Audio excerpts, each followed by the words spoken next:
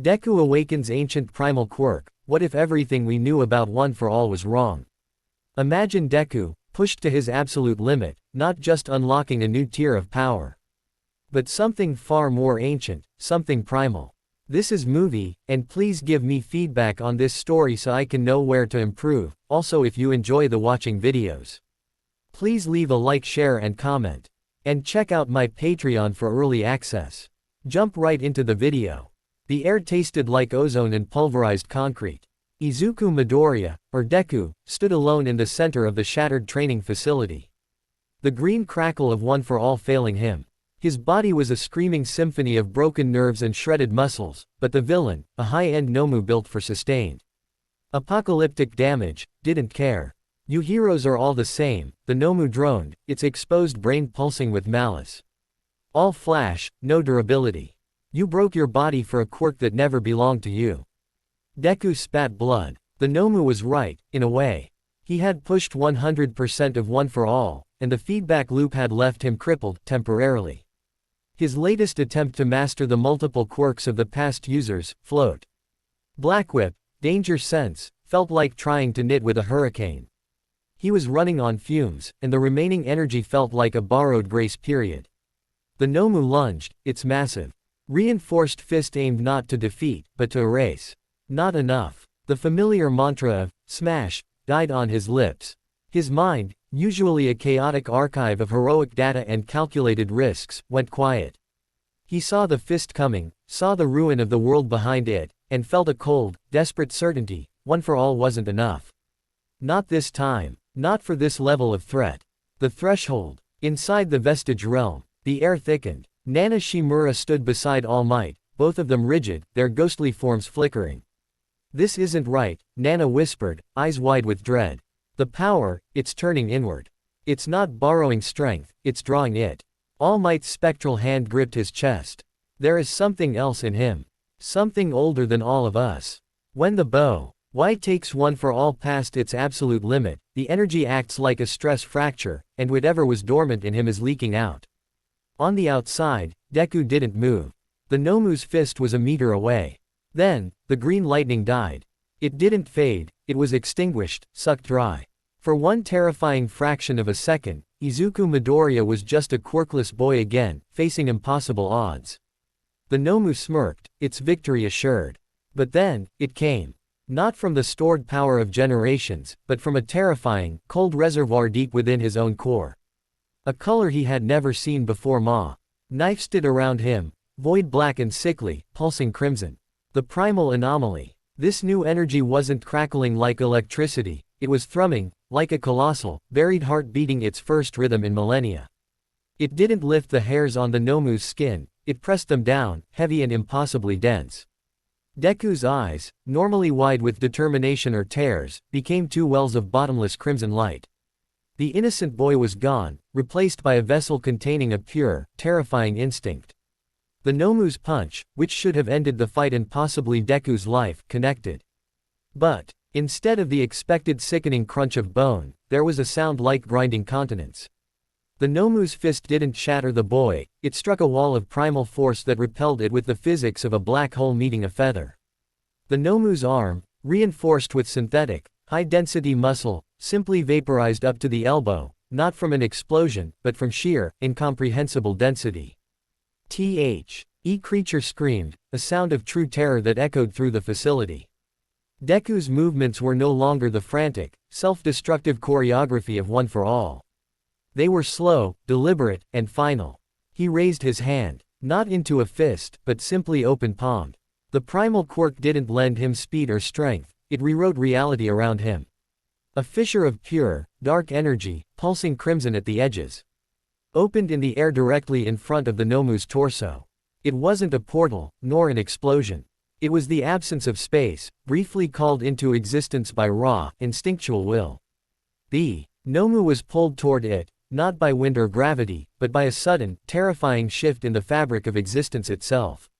It dissolved into the crimson-lined tear with a screech that cut off abruptly, leaving behind only the cold silence of utter annihilation.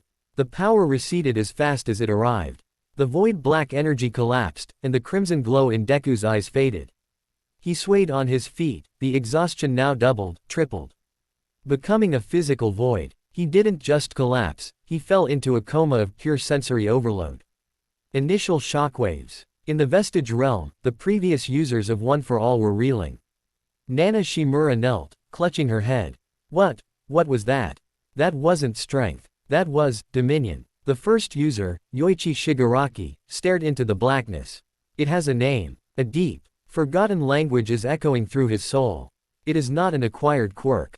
It is a birthright, finally unlocked by the pressure of One for All.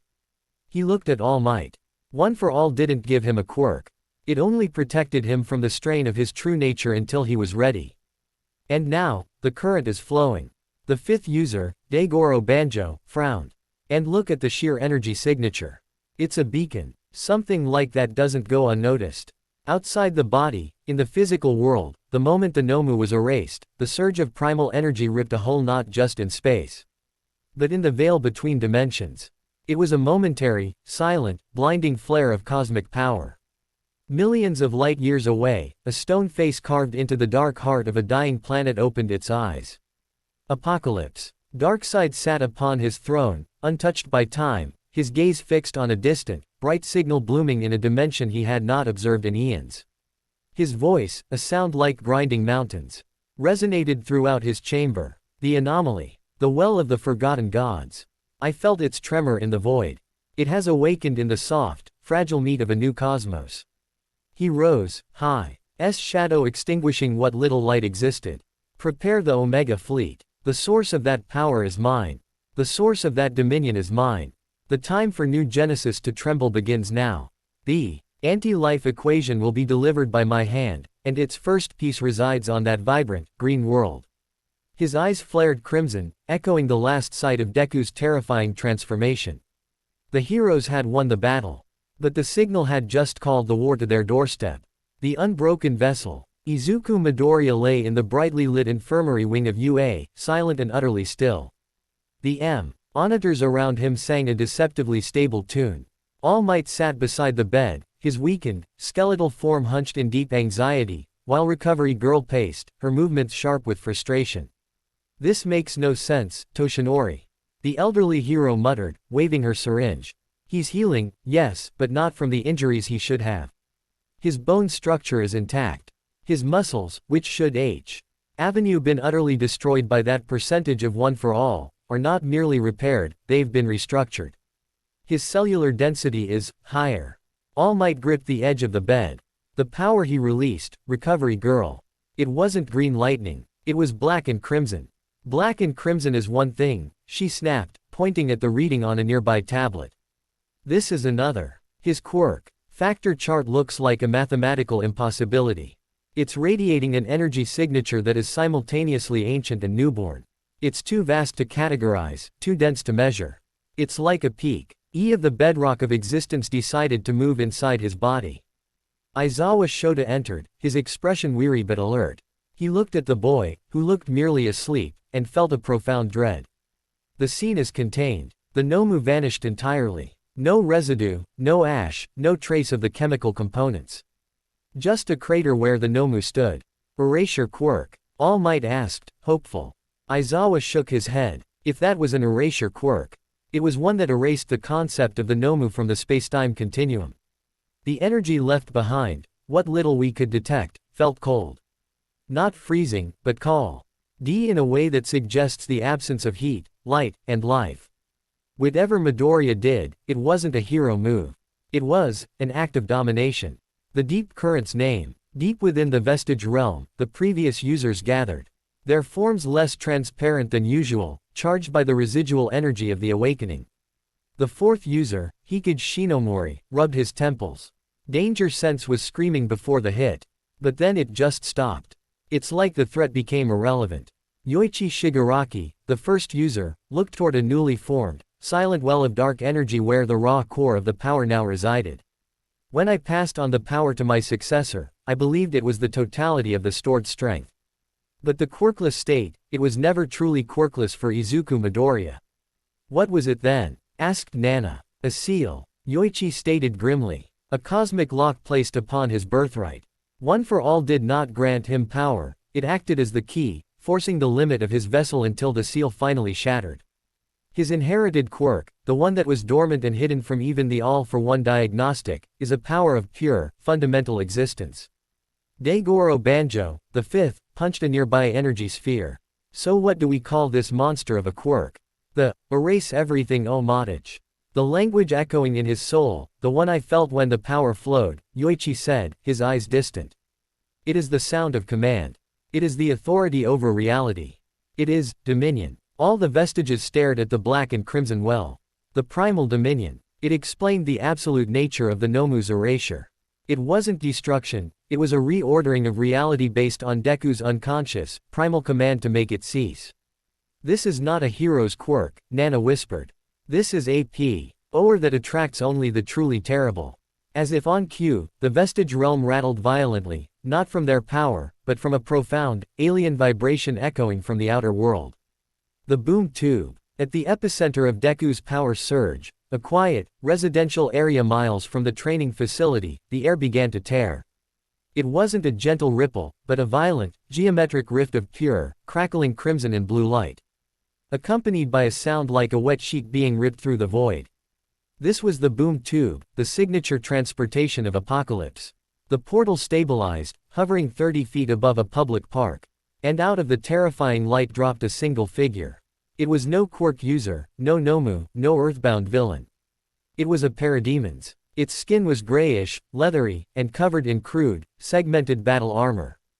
Its eyes were vacant, glowing yellow slits, and its wings, thin and metallic, beat the air with a mechanical hum.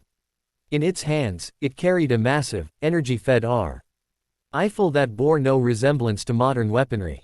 The creature's arrival was immediately registered by multiple pro-heroes stationed around the containment perimeter. What is that thing? Death Arms bellowed, moving to intercept. It's got a quirk that looks like a cheap flight suit. The parademon landed, shattering the pavement beneath its heavy boots. It ignored Death Arms entirely, turning its empty gaze toward the UA. Location, its senses tuned only to the residual energy signature of Dominion. Mount. Lady, acting quickly, used her gigantification quirk to tower over the alien. Stay back. You're trespassing. She brought down a colossal fist, a 50-foot, mountain-sized impact. It should have pulverized the creature and the ground beneath it. But the parademon, without flinching, raised its rifle. It didn't fire a blast of energy, instead, a shield of buzzing purple force shimmered around it, entirely deflecting MT. Lady's blow. The force of the impact was absorbed, and the parademon was unmoved. The surrounding earth shook, but the alien remained stable. It has some kind of barrier quirk, shouted an assisting hero. No, came the low, strained voice of Edgeshot, hoo-ha. D tried to infiltrate the armor with his thin, paper-like threads, only to be violently repelled. This isn't a quirk, it's armor. This is technology we don't understand. My threads can't penetrate it. And the barrier is completely neutral to our quirk energy. The parademon finally reacted. With a shriek that was purely synthesized static, it unleashed a volley of plasma from its rifle. The bolt wasn't super hot, it was antimatter. It struck a nearby office tower, and instead of exploding, the section it hit simply vanished, leaving a clean, semi-circle hole of pure absence. The pros stared in horror. They could fight fire, ice, super strength, and explosions. They understood quirks. But this alien weapon and this alien creature operated on entirely different rules of engagement. They were fighting technology that rendered their quirks useless. The parademon took one powerful leap toward the source of the primal quirk, forcing the remaining heroes to coordinate a desperate defense. Against an enemy they couldn't even scratch. The age of simple hero vs villain was over. The universe had just come calling. Status update. Back in the infirmary, Izuku Midoriya's eyes snapped open. They were emerald green again. But the calm was fractured. He didn't know what he had done, but he knew with the chilling certainty of primal fear that the world had just changed. He bolted upright, his senses not using danger sense, but feeling the profound wrongness of the alien presence thousands of feet away. Midoriya, All Might exclaimed. Izuku didn't answer. His gaze was fixed on the wall. And the whispers in his mind, the vestiges, were replaced by a single, grinding, cold voice echoing across space and dimension. I see you, Anomaly. You will kneel. All kneel before Darkseid. Crisis Summit. The UA Staff Lounge had been transformed into a joint crisis command center. Representatives from the Hero Public Safety Commission and top international pro-heroes, including the stoic figure of Endeavor, were present via hologram. The mood was grim, heavy with the knowledge that the current threat lay far outside the hero system's jurisdiction. Aizawa stood before a massive prohei seishin showing the analysis of the Parademon's weapon, the plasma burns, and the geometric signature of the boom tube. The subject, designated Anomaly -1, was defeated by a concentrated blast from Japan's number 5 hero, Edgeshot. But only after he managed to pierce the weak seam in its lower neck plating, Aizawa summarized, voice flat. Our quirks are not ineffective, but their technology negates brute force. They are not quirk users. They are extraterrestrial combatants with advanced weaponry. This is no longer a hero task, it is a defensive war. All Might spoke, his tone heavy. The child is the epicenter. When young Midoriya unleashed that power, the Dominion quirk, it acted as a cosmic signal. We now believe this entity, Darkseid, is tracking that power. So, the boy is a magnet for the end of the world. Endeavor's projection crackled. And you intend to let him be the defense. Recovery Girl slammed her hand on the table. I refuse to let him be a weapon. That power almost killed him, Toshinori. It's cold. It's absolute, and it requires a mental fortitude no teenager possesses. Aizawa looked at the staff, his eyes glowing faintly. We don't have a choice. If the signal brought them, the signal must repel them. We cannot teach him to use One for All and Dominion simultaneously, he'll tear himself apart. We must isolate the new quirk and teach him discipline. His gaze settled on All Might. Midoriya goes into total lockdown. He will not leave the fortified confines of UA until he can consciously control this power.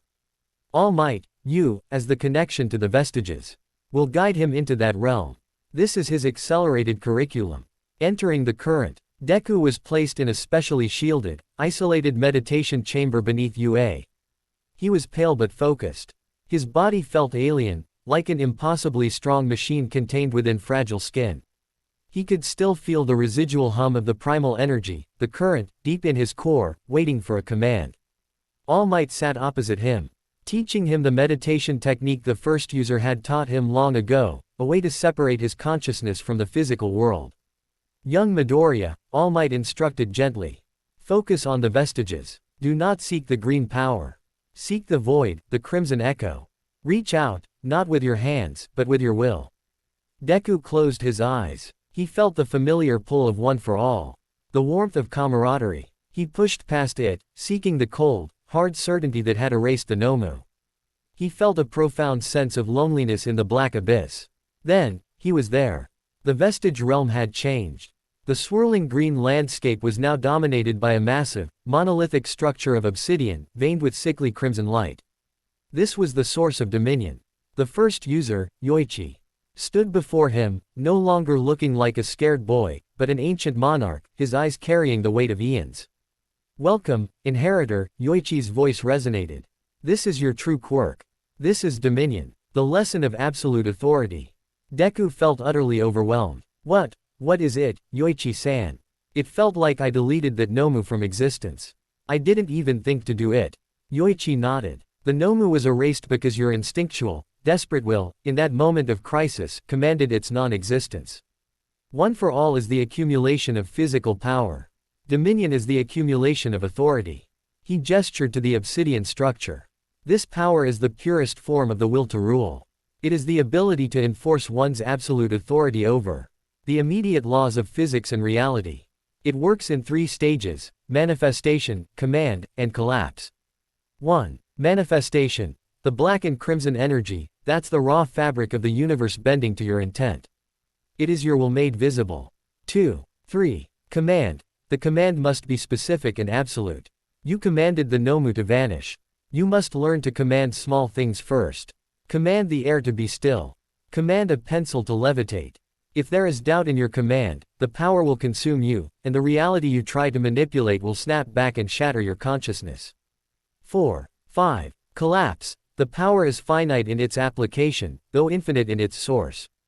Every command requires a moment of Collapse, a cooldown where the reality you bent reasserts itself. If you try to command again too quickly, the power will draw on your life force, not just your stamina. 6. Yoichi's expression turned stern. You are a compassionate boy, Izuku. But this quirk is fueled by pure intent. You must be merciless with your commands. You must accept the cold, absolute truth of your will. This power is not about saving people with a smile, it is about saving them through the finality of authority. Deku stared at the crimson veins on the obsidian. Finality. The lesson was brutal. He didn't want a power of finality, he wanted a power of hope. But looking at the cosmic beacon he had just ignited, he knew hope wouldn't stop Darkseid. Start small, Yoichi commanded.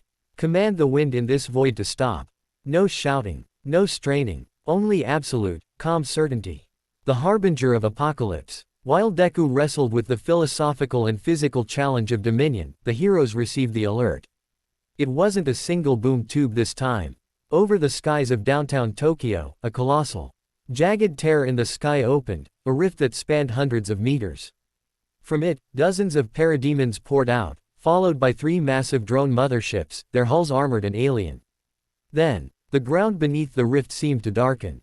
The temperature plummeted, and all communication systems in a 3-mile radius failed instantly.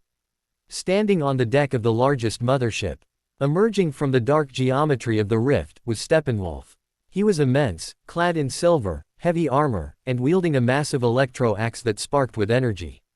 He looked down on the teeming city as if it were a pestilence. Soft creatures, his voice boomed, amplified across the silent city by his armor's communication array. You harbor the anomaly that our great Lord Darkseid seeks. You think you're little, quirks, or a defense. He raised his axe. Apocalypse is eternal. I am Steppenwolf, and I am the will of Darkseid. You have 1 hour to deliver the one called Midoriya. Fail, and I will reduce this world to the cinder it deserves to be. He brought the axe down onto the deck of the ship, and the single impact sent a shockwave of anti-force that annihilated an empty skyscraper several blocks away. The message was clear, brutal, and definitive. The world had 1 hour until the first true wave of Darkseid's invasion began. In his silent chamber, Izuku Mido. Ria was still trying to command a handful of dust to stop moving. That ends Chapter 3. The stakes are now incredibly high. The world has an ultimatum, and Deku is locked in training with the first U.S.R. to master a power that is fundamentally opposed to his gentle nature. The Fist of Apocalypse. The moment Steppenwolf's electro-axe went dark, a profound, chilling silence fell over the decimated battlefield. The parademons, whose sole purpose was following their commander's will, hovered, temporarily frozen by the disruption. Steppenwolf himself was, for the first time in centuries, stunned. His weapon, a conduit of apocalyptian power, was not damaged, it was nullified. He had faced cosmic entities, wielded weapons forged in dying stars, and now, a frail boy in green had simply ordered his tool to stop working.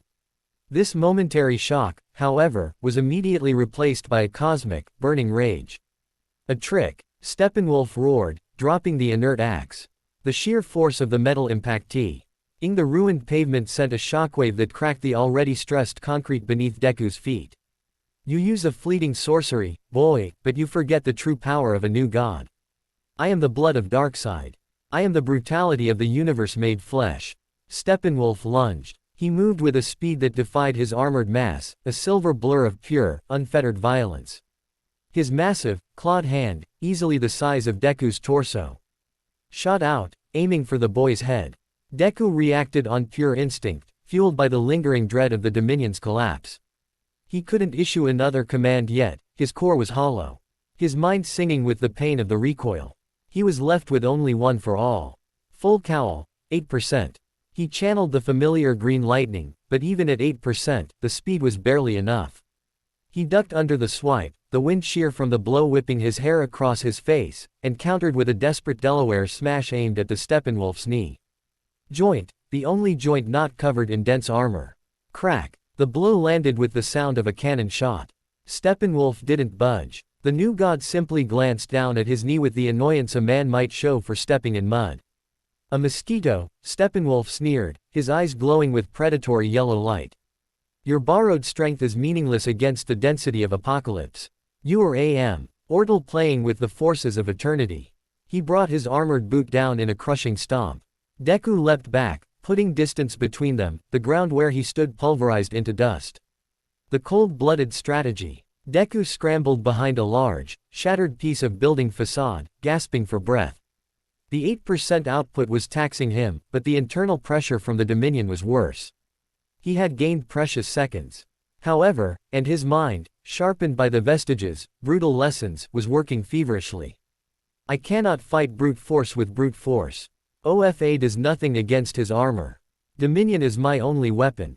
But the collapse is crippling. I have to use the command like a scalpel, not a sledgehammer. Yoichi-san said absolute certainty.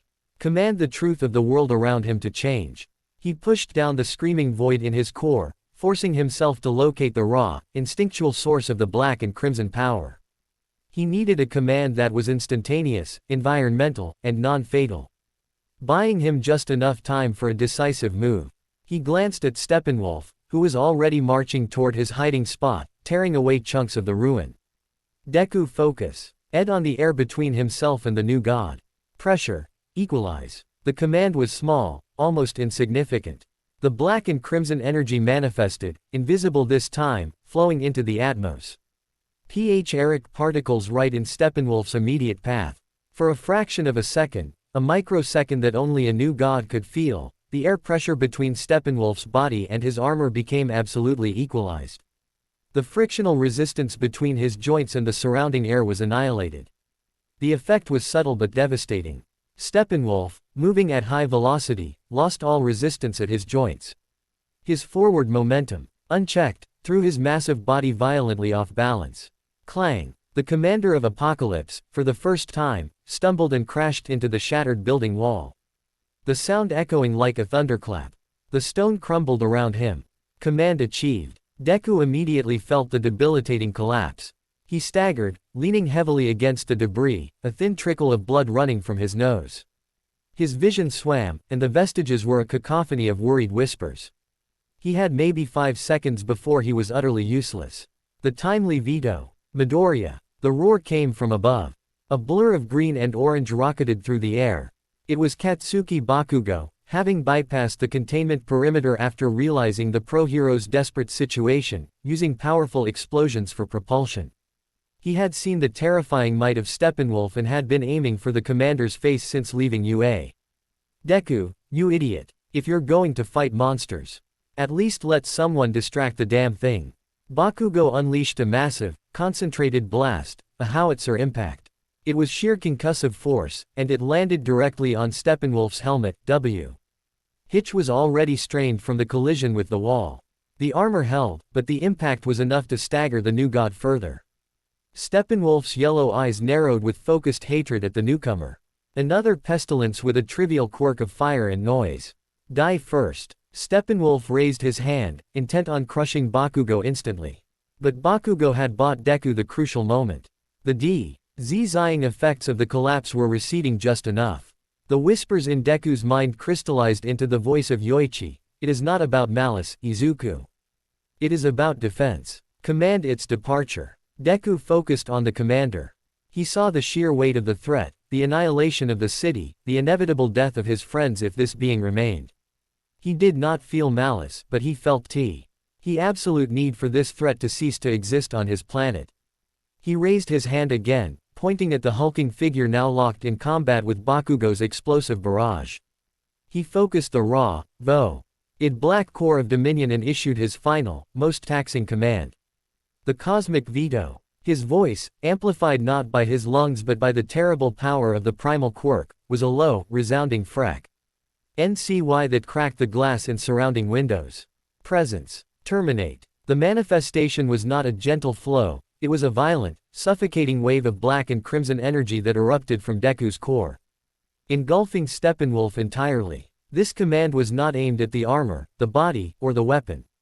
It was aimed at the cosmic law that permitted Steppenwolf to exist on this plane of reality. It was an absolute veto on the new god's presence. Steppenwolf screamed, a sound of pure terror and agony. Darkseid. The anomaly, it rejects me. The black energy began to compress around him. Then, not from the sky, But from the space directly behind him, a new boom tube tore open, a vortex of geometric red and blue light, more violent and unstable than the first. It was not a portal opened by Steppenwolf. It was the universe forcefully ejecting him. Steppenwolf, fighting the inevitable, thrashed violently. I will return, human. You cannot command a god. I command the law that defines a god's presence. Deku screamed back, his own body convulsing under the pressure. With a final, terrible whoosh, the black energy forced Steppenwolf backward. The commander of Apocalypse, along with his dead electro-axe, was violently sucked back into the unstable boom tube. As Steppenwolf vanished, the black energy instantly snapped back into Deku's body. The collapse that followed was cataclysmic. Deku's eyes rolled back, his body going rigid before he plummeted, unconscious, into the rubble. Retreat and retribution. The moment Steppenwolf was forcibly ejected, the swarm of parademons lost their central command. They didn't retreat, they simply frayed. Their centralized intelligence gone, they became confused, easy prey. The surviving pro-heroes, seeing the alien commander vanish, rallied. Endeavor and Best Jeanist quickly coordinated the remaining forces, and within minutes, the leaderless parademons were neutralized or destroyed. The second wave of the invasion was over, but the city lay in ruins. Bakugo landed heavily beside the unconscious Deku, his explosion sputtering out. He looked at his rival, pale and bleeding, then looked at the silent crater where the new god had stood moments before. What the hell did you do, Deku? Bakugo whispered, a rare flicker of raw, undisguised fear in his eyes. Far away, in the dark, fortress world of Apocalypse, Steppenwolf materialized. Tumbling onto the rough floor of the throne room. He scrambled up, his armor scarred, trembling with humiliation and rage. The colossal figure of Darkseid sat upon his stone throne, his face a mask of immutable rock. He didn't move. He simply stared down at his defeated commander, the omega beams in his eyes burning with silent, terrifying judgment. You failed, Steppenwolf, DARKSEID'S voice was a low rumble of cosmic finality.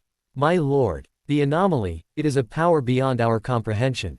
It did not destroy my axe, it forbade its function. It did not defeat me, it commanded my departure. Steppenwolf groveled. Desperate. It uses the language of the anti-life equation, my lord. It is a primal force. Darkseid's stone lips curled into a fraction of a smile, a chilling indication of profound pleasure. Good. Darkseid simply said. It is not a random mutation. It is a prize worthy of the great hunt. It is a piece of authority I did not foresee. You have shown me the true power of this world, Commander. Darkseid stood, his shadow falling over his beaten lieutenant. The boy's power, this dominion, is born of pure will, untainted by the weaknesses of the other users. It is a nascent god. I will not send mere soldiers now. I will go myself. Prepare the fleet. I wish to savor the final collapse of this pathetic sphere. The crystallized core. When Izuku Midoriya awoke, the sterile white of the UA infirmary was the first thing his eyes registered. The second was the rhythmic, aching pulse in the center of his chest, a deep, resonant thrum that felt both external and essential. Recovery Girl sat beside him, her usual scowl replaced by a look of profound medical terror. All Might, in his weakened form, stood behind her, his hands clasped. Young Midoriya, Recovery Girl began. Her voice unusually soft, what you did to that thing, Steppenwolf, was magnificent. It saved the world, but the cost to you was immense. Deku tried to sit up, but a strange, dull pressure held him down. I feel heavy and cold. That's the Dominion settling in, she confirmed, placing a new, advanced scanner over his chest. When you issued that final command, the presence, terminate, your body was forced to accommodate a sudden, massive influx of power far beyond the limits of your biological form.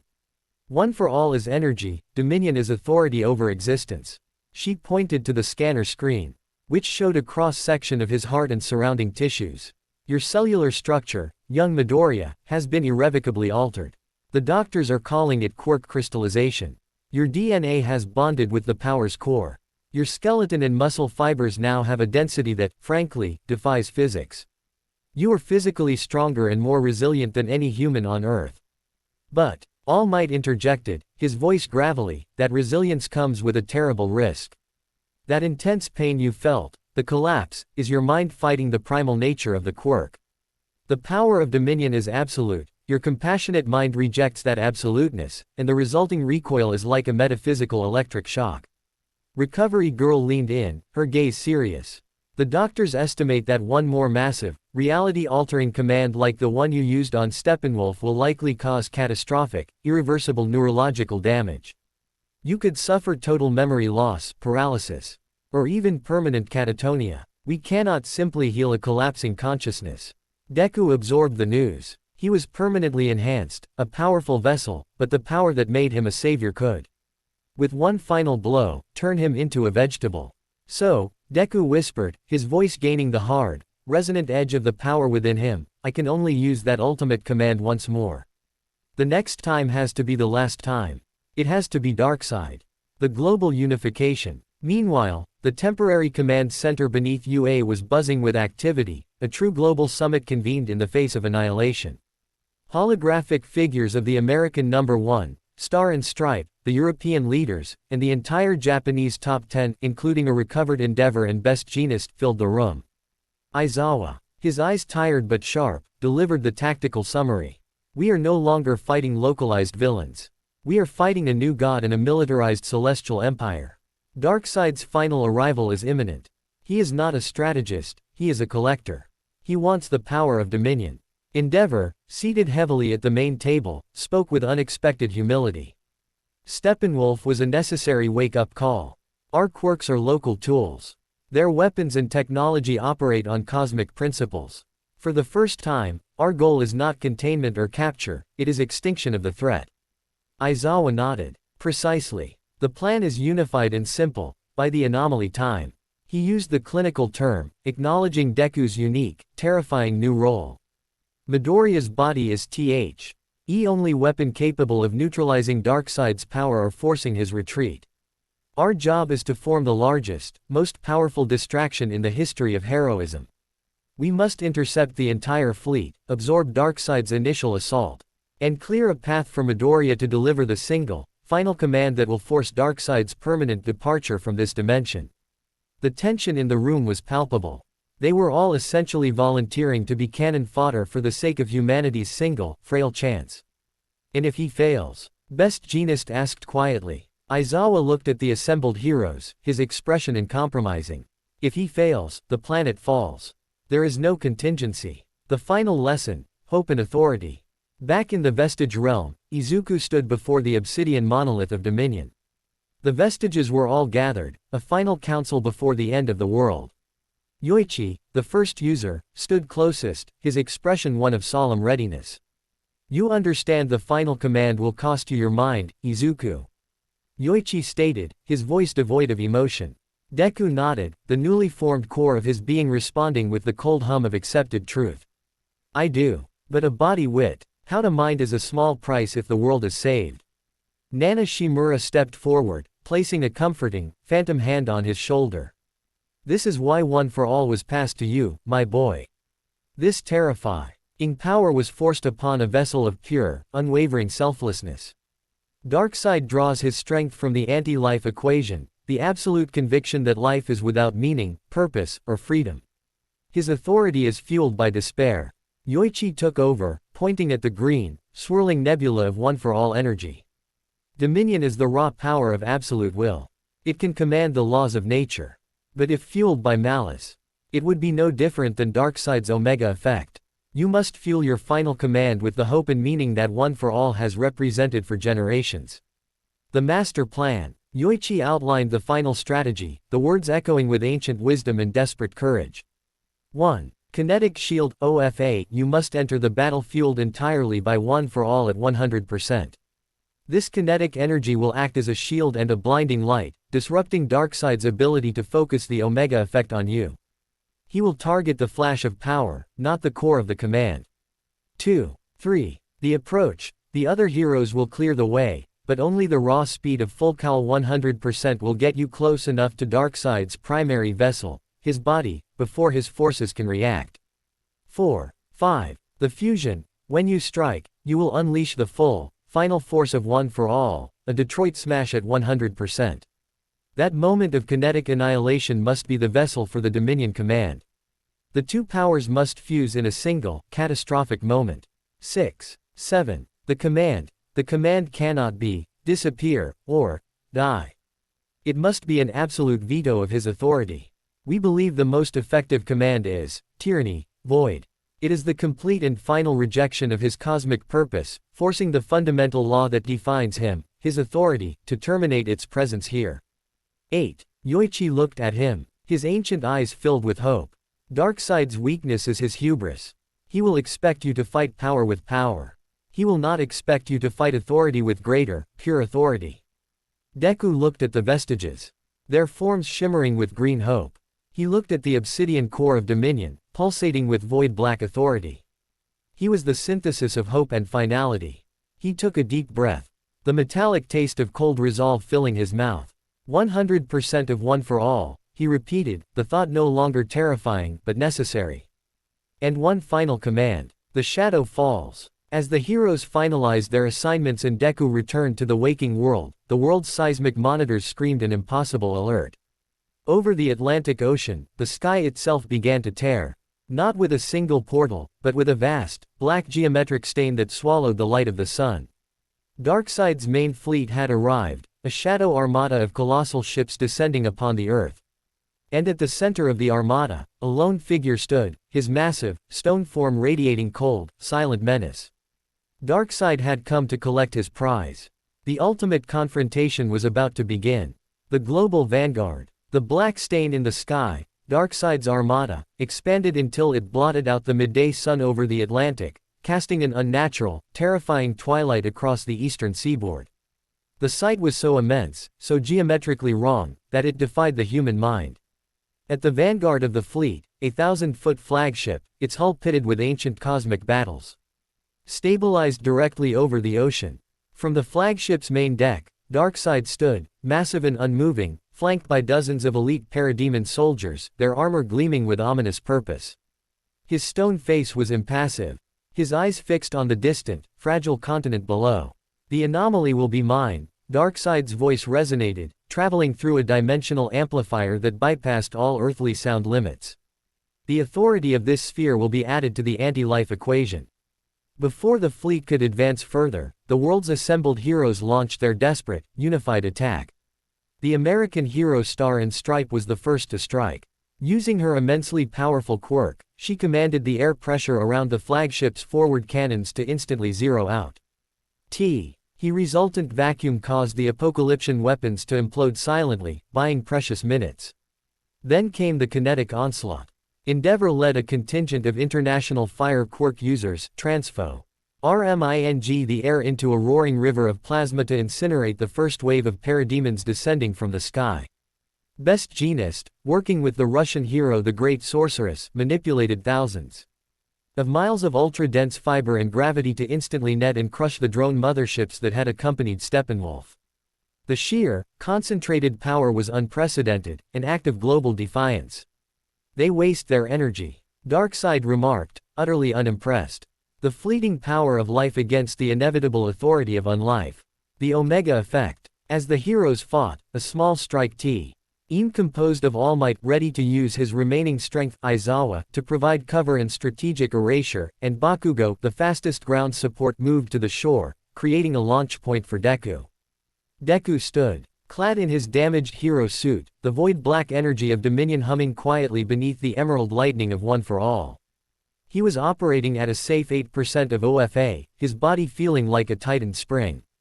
Awaiting the final push. We bought you a 30-second window, young Midoriya, All Might stated, his gaze full of pride and sorrow. Bakugo and I will launch you from this beach directly to his position. You must not slow down. Before Deku could respond, the sky suddenly tore open with a soundless, terrifying light. Darkseid had tired of the distractions. His eyes, two pits of cosmic fire, flared crimson. From them, two colossal, burning cones of light erupted, the Omega beams. They were not heat or light, they were focused death rays that hunted their target across space and time. The first beam struck Star and Stripe's position. The beam didn't hit her, it hit the air around her. In that instant, the air she was standing in was commanded by Darkseid's authority to cease existing. Star and Stripe barely evaded the blast, visibly shaken by the encounter with power that mocked her own quirk. The second beam lashed out, hunting for the strongest cluster of heroes. It found the combined defensive line of Endeavor, Shoto Todoroki, and the European heroes. Fizzed. The beam vaporized the stone cliff face they were using for cover. The NSE heat and concussive force sent the heroes sprawling. Endeavor, shielded only by his immediate plasma barrier, was scorched and coughing violently, his flame extinguished by the pure, focused death energy. He does not destroy, Aizawa muttered, covering his eyes against the unholy light. He commands annihilation. He is testing your dominion, Midoriya. The final leap. Bakugo planted his feet deep in the sand, his entire body shaking with adrenaline and purpose. He didn't look at Deku, he spoke with the hard certainty of a rival who finally understood the stakes. Deku, you do your job. I'll get you there. Don't you dare fail me. I need to beat you, not some brain-dead husk of a successor. Thank you, Kachan, Deku whispered, the words heavy with finality. All Might placed his hands on Deku's shoulders, channeling his last vestiges of hope into the boy. Go, my son, be the symbol of authority, and the symbol of peace. Then, it was time. Deku exploded the power of One for All. One for All, full cal 100%. The green lightning that usually sparked around Deku was gone, overwhelmed by a brilliant, blinding white-gold flash, laced with strands of savage crimson. Every muscle fiber, every tendon, every bone, screamed in protest as the kinetic energy of the full quirk surged through his crystallized core. He was moving at a speed that tore the air around him, generating sonic booms that cracked the distant clouds. Bakugo, launching his mightiest AP shot explosive, followed by All Might's own desperate United States of Smash aimed at the sky, propelled Deku into the stratosphere. He was a human missile, aiming for the single, unmoving target on the flagship. Darkseid watched the golden streak approach, his stone lips curling slightly. The anomaly approaches. Such raw, brute power. So easily destroyed. As Deku closed the distance, Darkseid raised his massive hand. He wasn't preparing the Omega beams, he was preparing a simple, physical command: inertia, cease.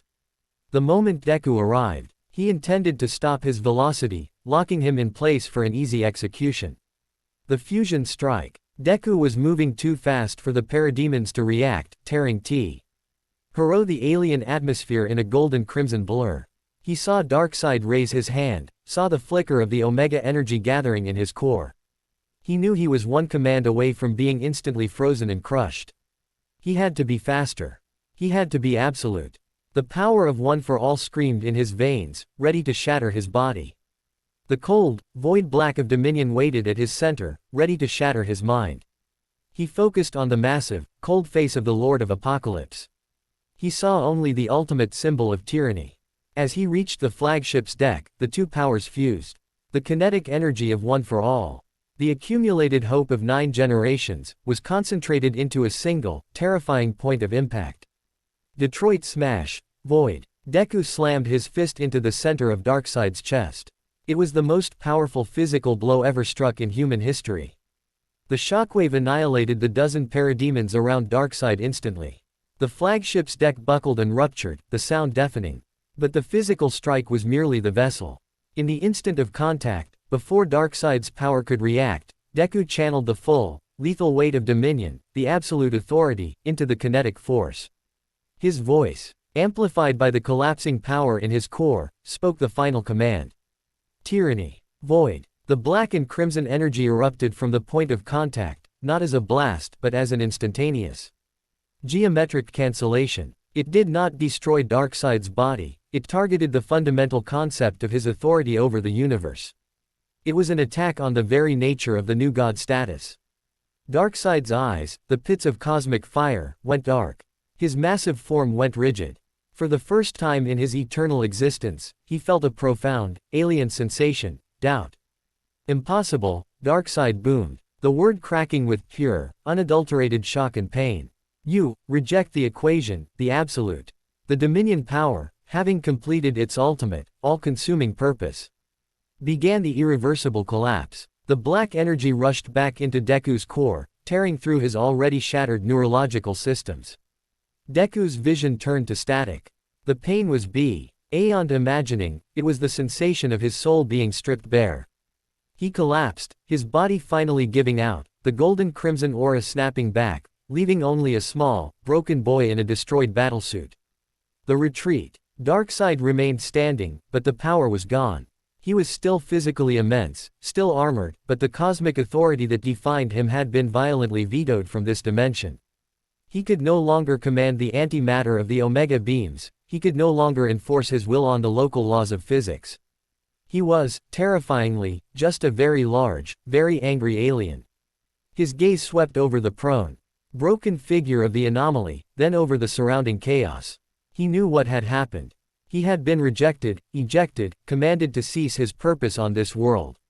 The lesson is learned, Darkseid declared, his voice a low, burning rasp.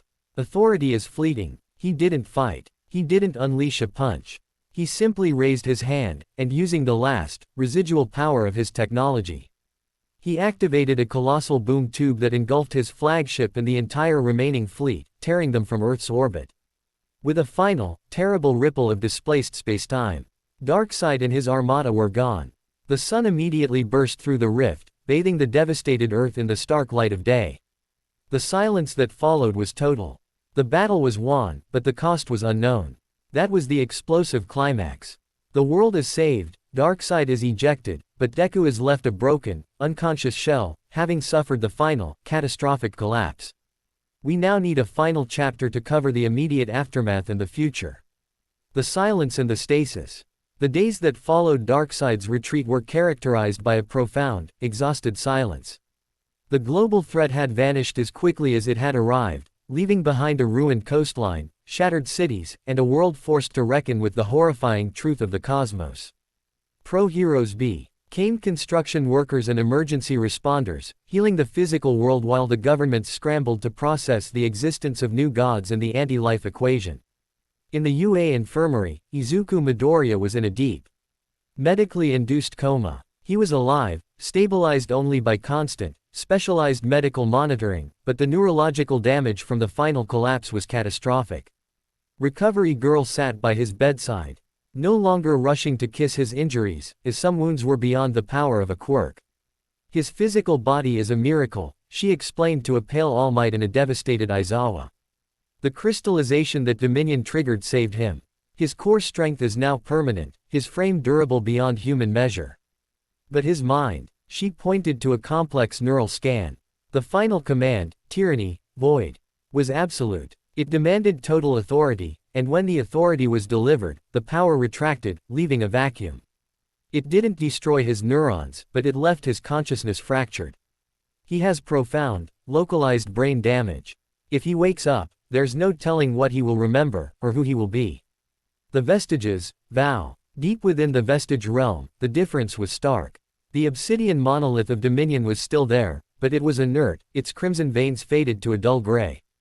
The power was not gone, it was asleep, sealed by the final neurological recoil. The vestiges gathered one last time, looking over their unconscious successor. Yoichi Shigaraki, the first user, appeared weary but resolute.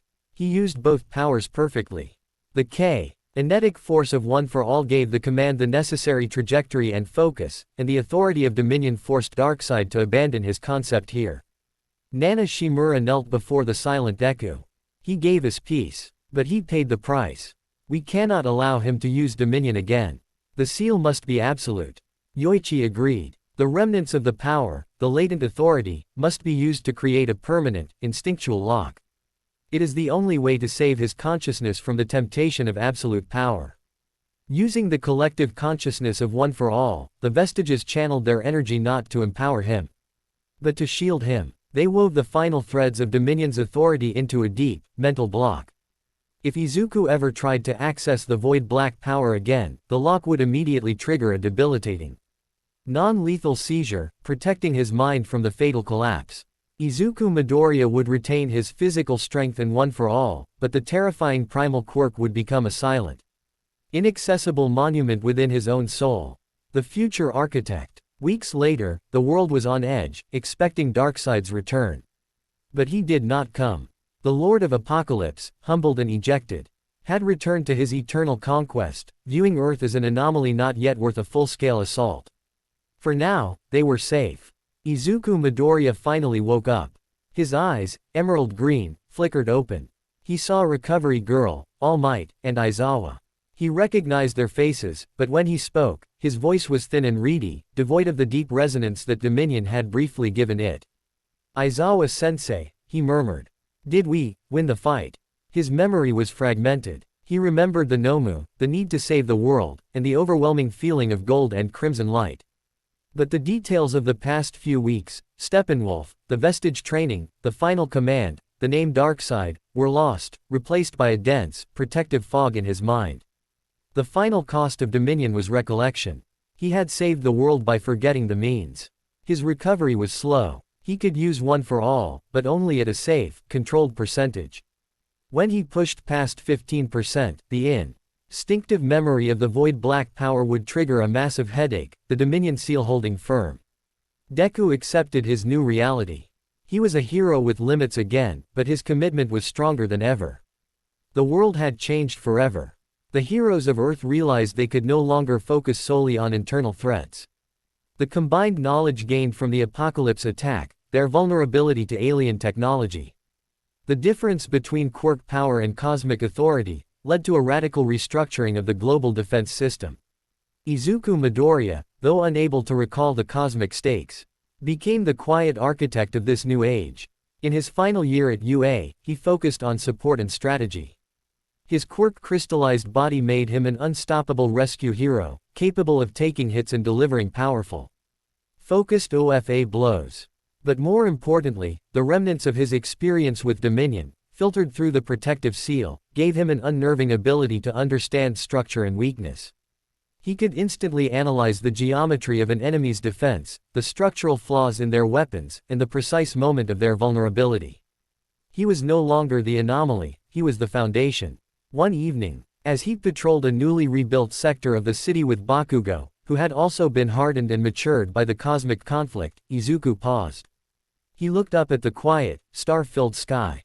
"Kachan," he asked, quietly, "sometimes, when I look at the stars, I feel like I forgot something immense. Something terrifying." Bakugo, never one for sentiment, simply grunted. "Good. Whatever it was. It almost killed you. Now shut up, nerd.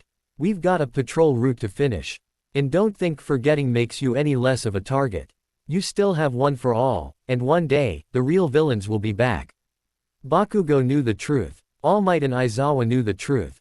They all carried the burden of the forgotten cosmic war, protecting the boy who had paid the ultimate price. Deku smiled, a genuine, hopeful smile, devoid of the cold authority he once commanded.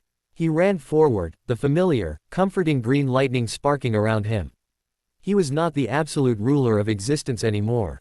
He was simply Midoriya Izuku, the symbol of peace, running toward the future, one step at a time, prepared for any danger the world, or the universe, might bring. The scarred horizon, 3 months later. 3 months had passed since the global Shadow War. The void black stain, where Darkseid's fleet had materialized, was gone, replaced by the mundane gray of a rebuilding winter sky. The visible scars of the invasion were everywhere. The massive, geometrically impossible anti-matter cuts in buildings near the coast, the hastily erected transitional housing, and the perpetual grinding drone of construction machinery. The world was alive, but irrevocably changed. The official story, carefully curated by the Hero Public Safety Commission and a newly formed Global Threat Task Force, was one of heroic cooperation. A coalition of international heroes, led by an unnamed young prodigy, repelled an unprecedented alien threat using specialized counter-technology.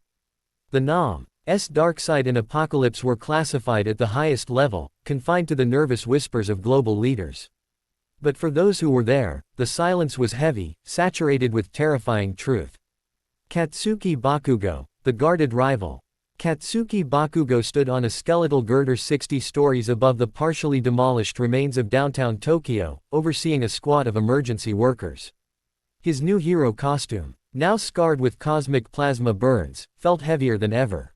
He wasn't doing rescue work or fighting villains, he was coordinating the extraction of high-density rubble, stone that had been compressed by Steppenwolf's force fields. His explosions, usually symbols of raw, joyful power, were now focused and technical, used to vaporize microfractures in reinforced concrete before the entire structure collapsed. He was efficient, cold, and utterly exhausted. The rivalry with Deku, which had been the driving, furious engine of his life, was now a fragile, public mask. Deku was recovering, his memory fragmented. His power capped by the subconscious neurological seal. Bakugo was one of perhaps 24 people on Earth who knew the truth, that Izuku Midoriya was a living time bomb. A monument to a power so absolute it had erased part of his mind to survive. Dominion. The word echoed in his mind like the clang of prison bars. He remembered standing over Deku's broken body after the final command. The feeling of utter powerlessness in the face of true cosmic threat. His explosions were firecrackers against the might of Darkseid. Deku, the quirkless weakling, had become the weapon of finality. And now he was fragile again. Bakugo's rivalry had become a guardianship. He had to be stronger, faster, and smarter than ever, not just to beat Deku, but to shield him. If a future villain, or worse, a new alien force, managed to pierce the Dominion seal, Bakugo had to be the wall. He had to be the one ready to take the next cosmic level hit. The weight of this secret was a crushing, silent burden. Far heavier than any rubble. He communicated only with nods and short, clipped commands, pushing his team relentlessly. He couldn't slow down. He couldn't rest. Resting meant thinking. And thinking led to the paralyzing memory of a new god's silent fury. The new global paradigm, Project Sentinel.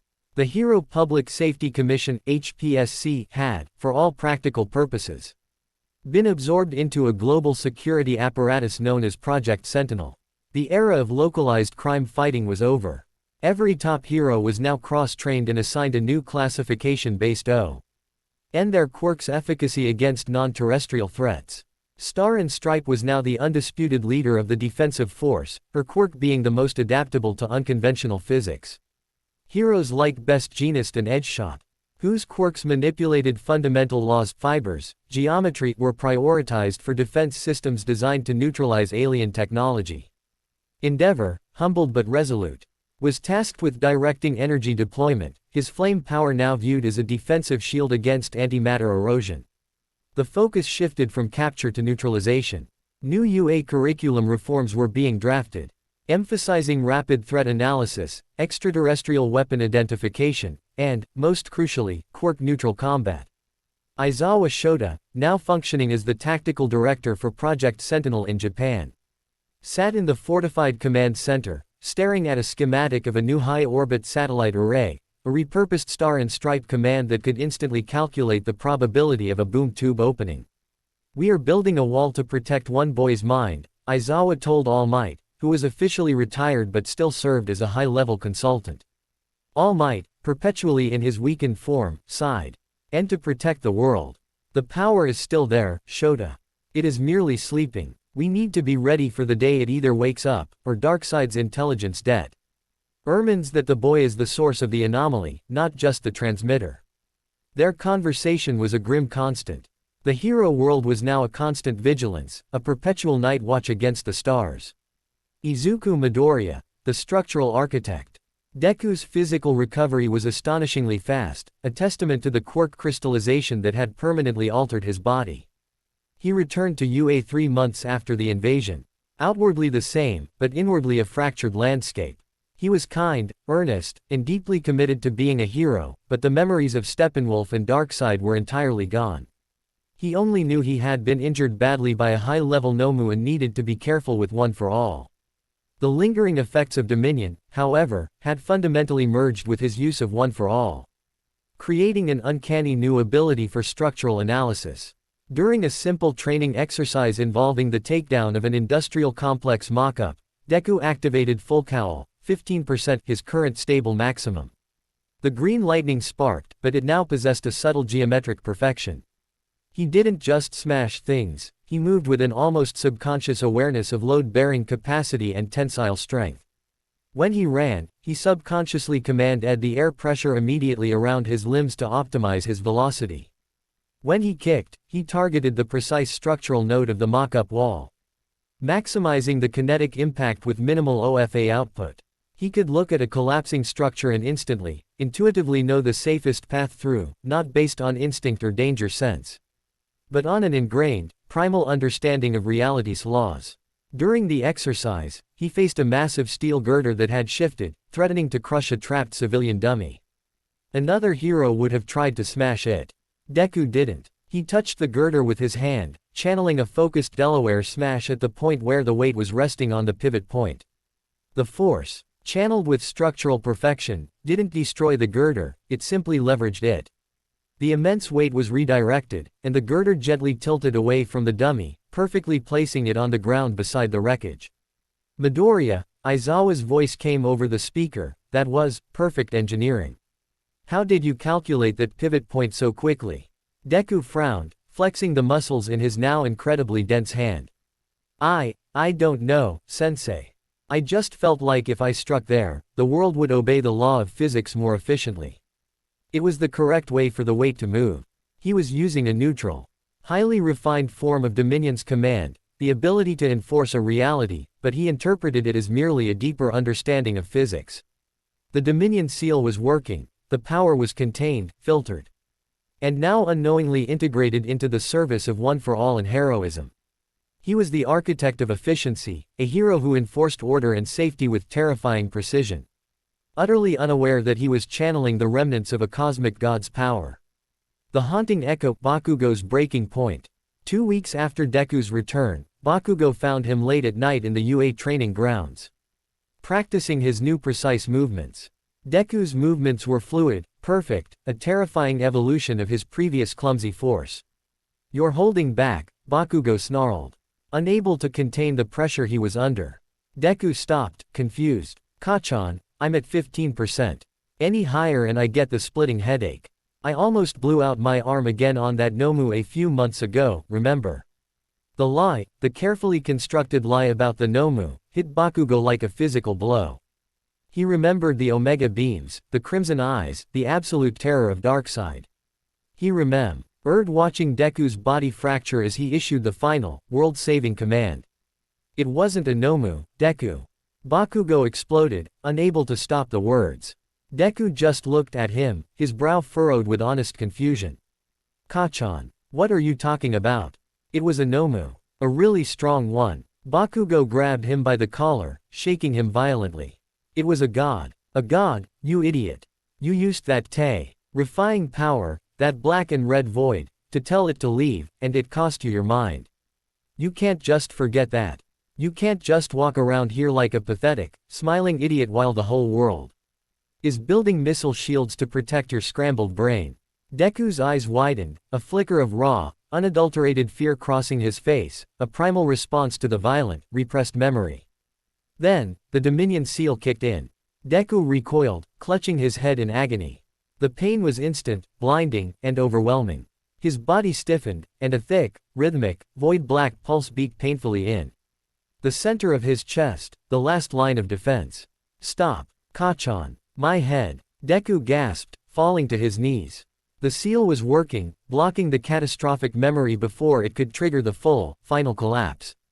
Bakugo instantly released him, horror freezing his features. He had almost done what Darkseid couldn't.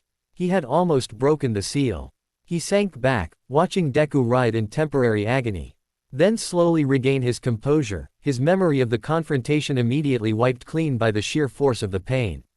When Deku finally looked up, the confusion was back, mixed with concern. Kachan, are you okay? What happened? Bakugo stood there, panting, the secret heavier than ever. He had to be the wall. He had to be the guardian. He had almost killed his rival with the truth.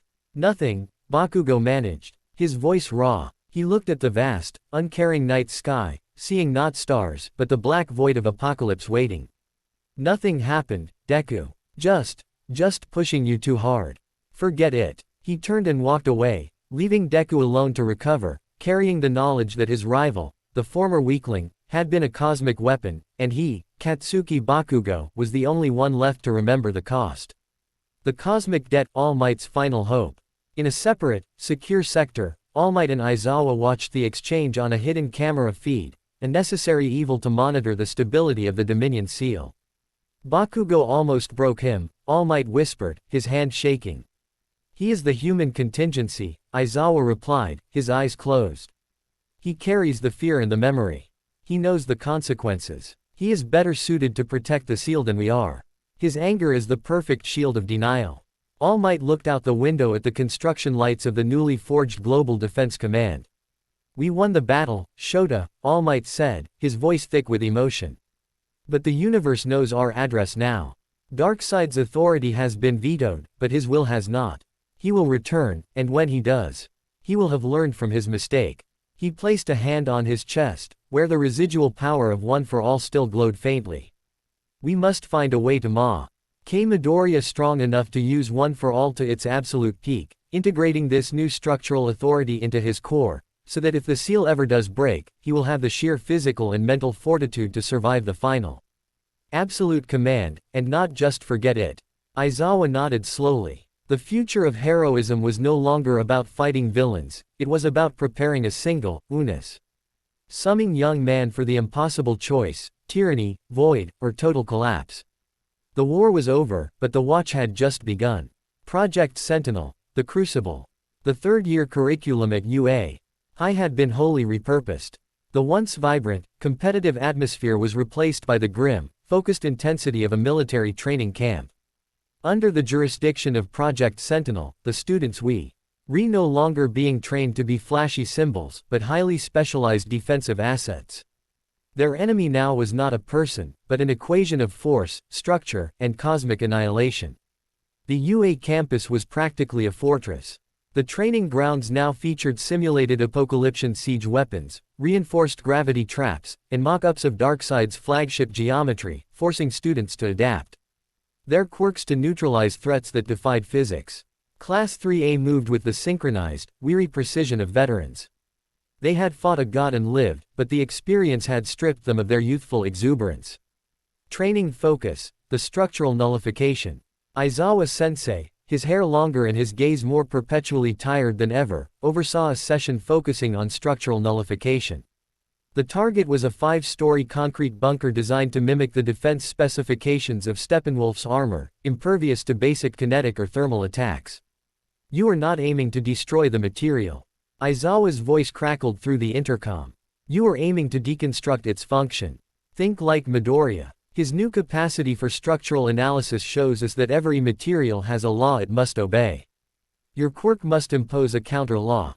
Shoto Todoroki was practicing simultaneously freezing and heating a single point on the bunker's exterior.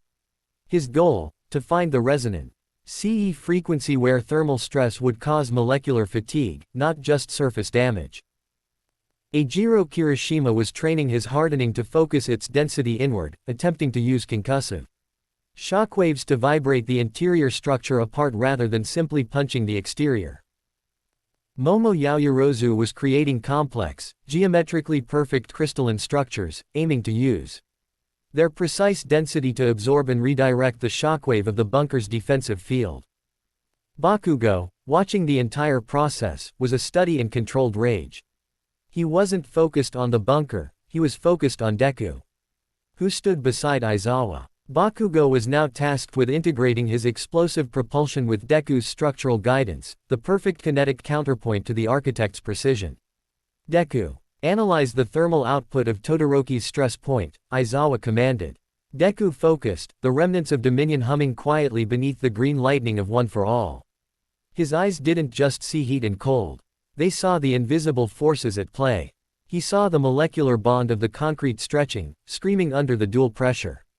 Todoroki-kun, increase heat flow by 4% and decrease ice density by 1.5%. Deku called out, his voice sharp with the authority of absolute calculation.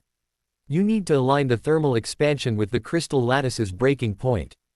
Don't use maximum power, use perfect power. Todoroki adjusted instantly. Crack. A hairline fracture, precise and final, zipped across the bunker wall. It wasn't an explosion, it was a perfect structural failure. Bakugo scoffed, his hands sparking. Perfect power. It's just brute force with extra steps, nerd. But in his gut, Bakugo knew this was terrifyingly effective. Deku wasn't guessing. He was enforcing the inevitable truth of the structure's collapse. The Quirk Fusion Challenge. Aizawa then introduced the next phase, a high-stakes, real-time response drill DARKSEID. Need to force the heroes to fuse their abilities, guided by Deku's architectural intuition. The simulation projected a crisis scenario. A boom tube tear had opened high above the ground, and a small, elite squad of apocalyptic shock troops, faster and more resilient than parademons, were descending toward a critical energy nexus.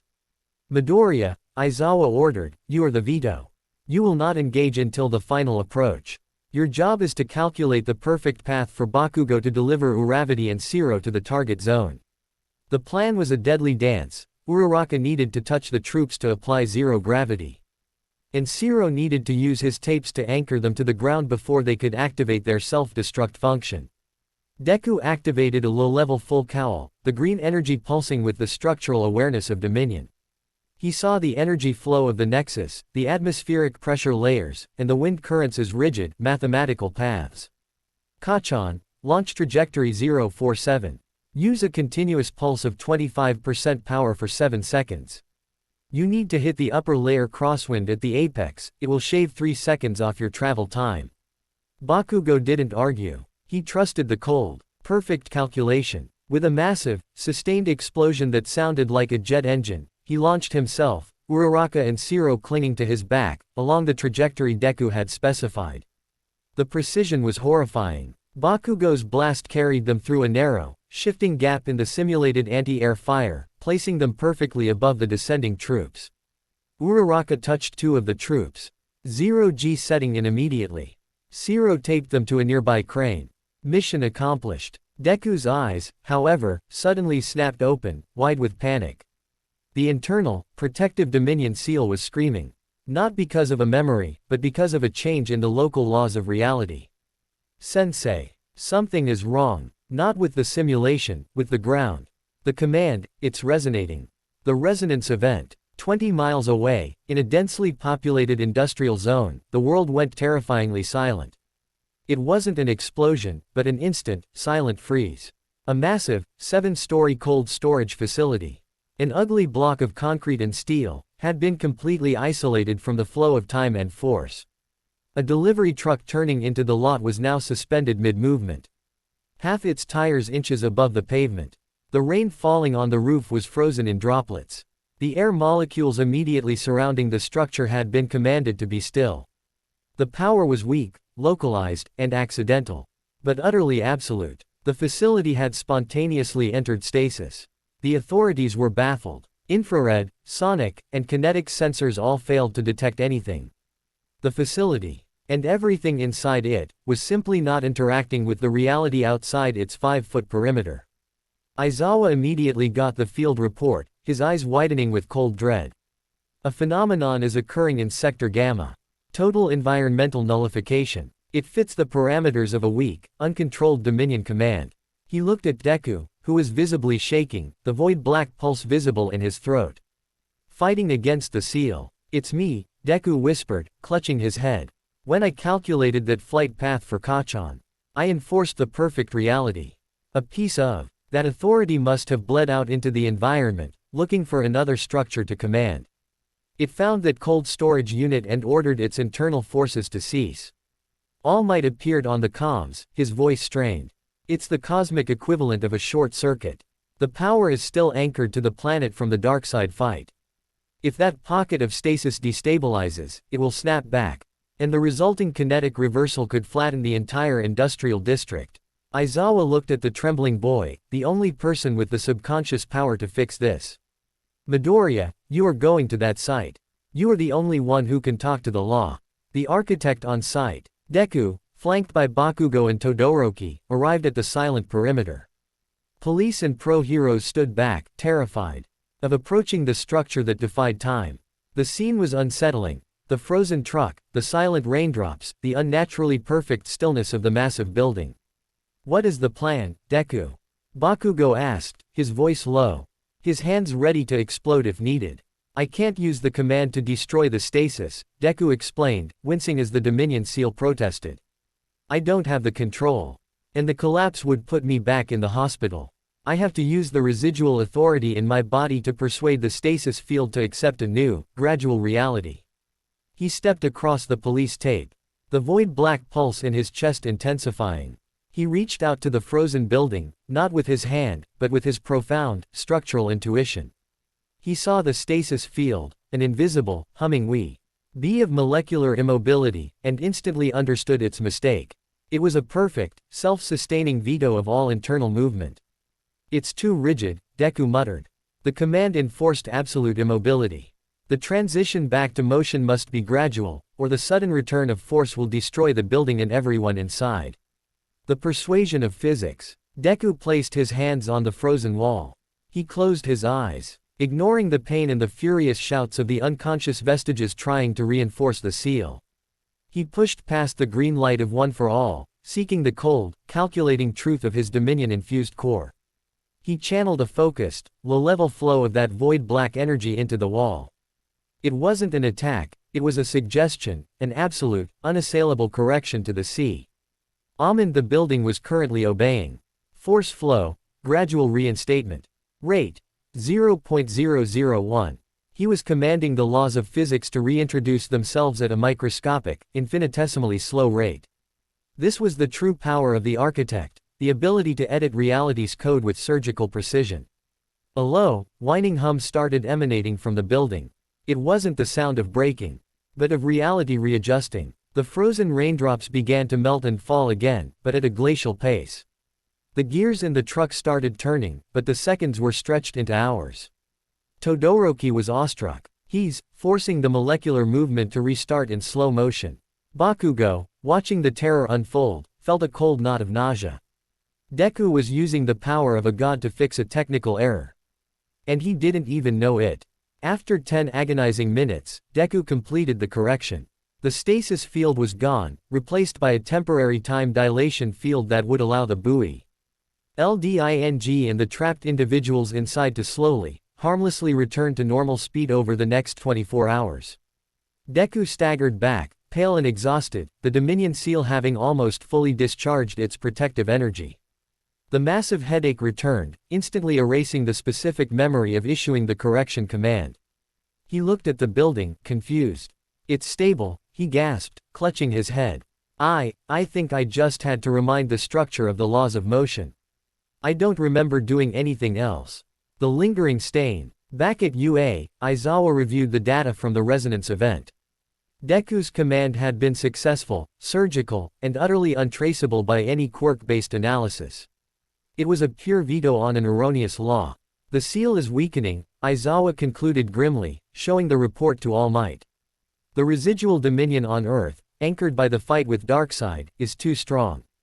It's responding to Midoriya's subconscious will whenever he uses structural authority in his quirk. He doesn't have to remember the truth for the power to bleed out."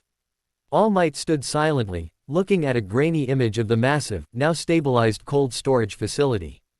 "Darkseid's attack didn't just leave ruins, Shota," All Might said. "It left a cosmic debt on this planet. A sliver of the anti-life equation resonated with our world, and young Midoriya is the nexus. If this continues, the world will destabilize, fragment by fragment, until the next resonance event is something he cannot simply correct. The only option," Aizawa stated, meeting All Might's gaze, "is to prepare him for the inevitable. We must push his body, the crystallized core, to its absolute limit, preparing it for the day he has to use the final Dominion command again, with full knowledge. And survive the total neurological collapse." They were facing an impossible truth. The only way to save Deku's mind was to ensure his body was tough enough to withstand its total erasure. The Crucible, the absolute zero pain. 6 weeks into Project Sentinel's advanced training, the UA Gym Gamma, the training field known as the Treachery Zone, had been radically upgraded. It was now a Aranine fortress of steel and kinetic dampers, designed to contain the impossible forces Deku's body was learning to endure. The new training was simple in concept, agonizing in execution: push the crystallized core past the threshold of pain, but stop immediately before the Dominion seal triggered the brain-scrambling headache. The goal was to build a physical fortress so resilient that, should the seal ever break, Deku's anatomy would remain intact long enough for his mind to execute the final, terminal command. Leading this brutal regimen was a deeply uncomfortable pairing, All Might and Endeavor. All Might, perpetually vigilant, guided the kinetic stress, pushing Deku to use full cowl, 20%, a dangerous level that threatened to shatter his muscles before the crystallization had fully set. Endeavor provided the stress-testing environment, creating heat and force fields that mimicked the pressures of a new god's immediate proximity. Again, young Midoriya, All Might roared, forcing Deku to sprint through a gauntlet of collapsing concrete slabs, a drill designed to test his new structural intuition. Use the speed. The body must be faster than the thought. Deku moved in a blur of controlled green lightning. Every footfall, every shift in weight, was calculated with unnerving, perfect efficiency. He didn't avoid the debris, he moved through the gaps in the debris' trajectory, enforcing a reality where the falling objects could not touch him. 30%. Endeavor's voice was a harsh grate, amplified by his flames. The number one hero stood 50 feet away, hands glowing, channeling plasma hot heat that would instantly melt regular steel. Push past the tremor, boy. Let the fire burn off the weakness. Deku's muscles screamed. The crystallized fibers in his arms pulsed with black and crimson energy, fighting the kinetic stress and the external heat simultaneously. Sweat instantly vaporized off his skin. Focus on the core, Endeavor shouted. That black power is an iceberg. Its true volume is beneath the surface. Feel the cold of the Dominion and use it to stabilize the heat. Deku obeyed. He plunged into his mind, pushing past the pain. He bypassed the frantic green hope of one for all and reached for the core of the problem, the cold, silent, absolute presence of his sealed quirk. He didn't feel rage or hope, he felt certainty. The energy stabilized. The heat and kinetic force that should have shredded him were absorbed by the new, super-dense core in his chest. But the recoil was immense. He completed the run and collapsed to his knees, his entire body convulsing. His limbs were unharmed, but the pain, the searing, absolute agony of the Dominion seal pushing back against the encroaching memory, was focused solely on his mind. He tasted copper and bile, his vision flickering with black and red geometry. Hold, All Might commanded, his face etched with worry. Breathe, we are at the limit. The seal is protesting, do not break the seal. After 5 minutes, the physical tremors subsided. Deku slowly stood, his body whole, but his eyes were vacant, the immediate memory of the drill and the pain erased by the subconscious neurological defense. Report. Midoriya, Endeavor demanded, his flames dying down slightly. Deku blinked, then straightened, his tone purely analytical. Thermal insulation successful. Kinet. IC energy absorption, 99.7% efficiency at current output. Recoil-induced neurological shutdown time, 4 minutes, 52 seconds. Protocol for next session, increase heat. Saturation to 700 degrees Celsius to test structural integrity against plasma fields. He spoke with the chilling, detached efficiency of a machine. There was no I heard or I succeeded. There was only data. Endeavor merely nodded, confirming the terrifying success of the exercise. The drift of friendship. The relentless training and the constant neurological filtering had fundamentally altered Deku's connection to his peers. He was still Izuku Midoriya, polite, kind, and meticulous. But the warm, empathetic aura that had once defined him was gone, replaced by an unsettling, clinical precision. In the classroom, he didn't just answer questions, he delivered absolute answers, calculated to the final decimal point. When planning rescue operations, his strategies were flawless, devoid of contingency for human error or emotion. Ochako Uraraka felt the drift most acutely. She often caught herself staring at him, trying to find the old, nervous boy who broke his bones for others. During one planning session, they discussed a hypothetical rescue of a trapped worker 50 stories up. Uraraka suggested using her quirk to lift the steel beam pinning the worker. Deku immediately, politely, and clinically countered, inefficient, Uraraka-san. The tensile strength of that particular alloy will fracture under the 0G transition, causing shrapnel. The solution is for me to deliver a focused kinetic vibration at the beam's anchor point, inducing a controlled failure that frees the worker without catastrophic damage. Probability of success, 98.3%. Your quirk is unnecessary. His answer was correct, undeniable, and utterly chilling. Uraraka had spent her career thinking about saving people with a smile. Deku was now thinking about saving them with an equation. He's becoming too perfect, Iida muttered to Todoroki one evening, his own rigidly structured mind unnerved by Deku's flawlessness. Todoroki, whose dual nature often led to internal conflicts, simply watched. He is adapting to the threat. His empathy is now focused through the lens of structural certainty.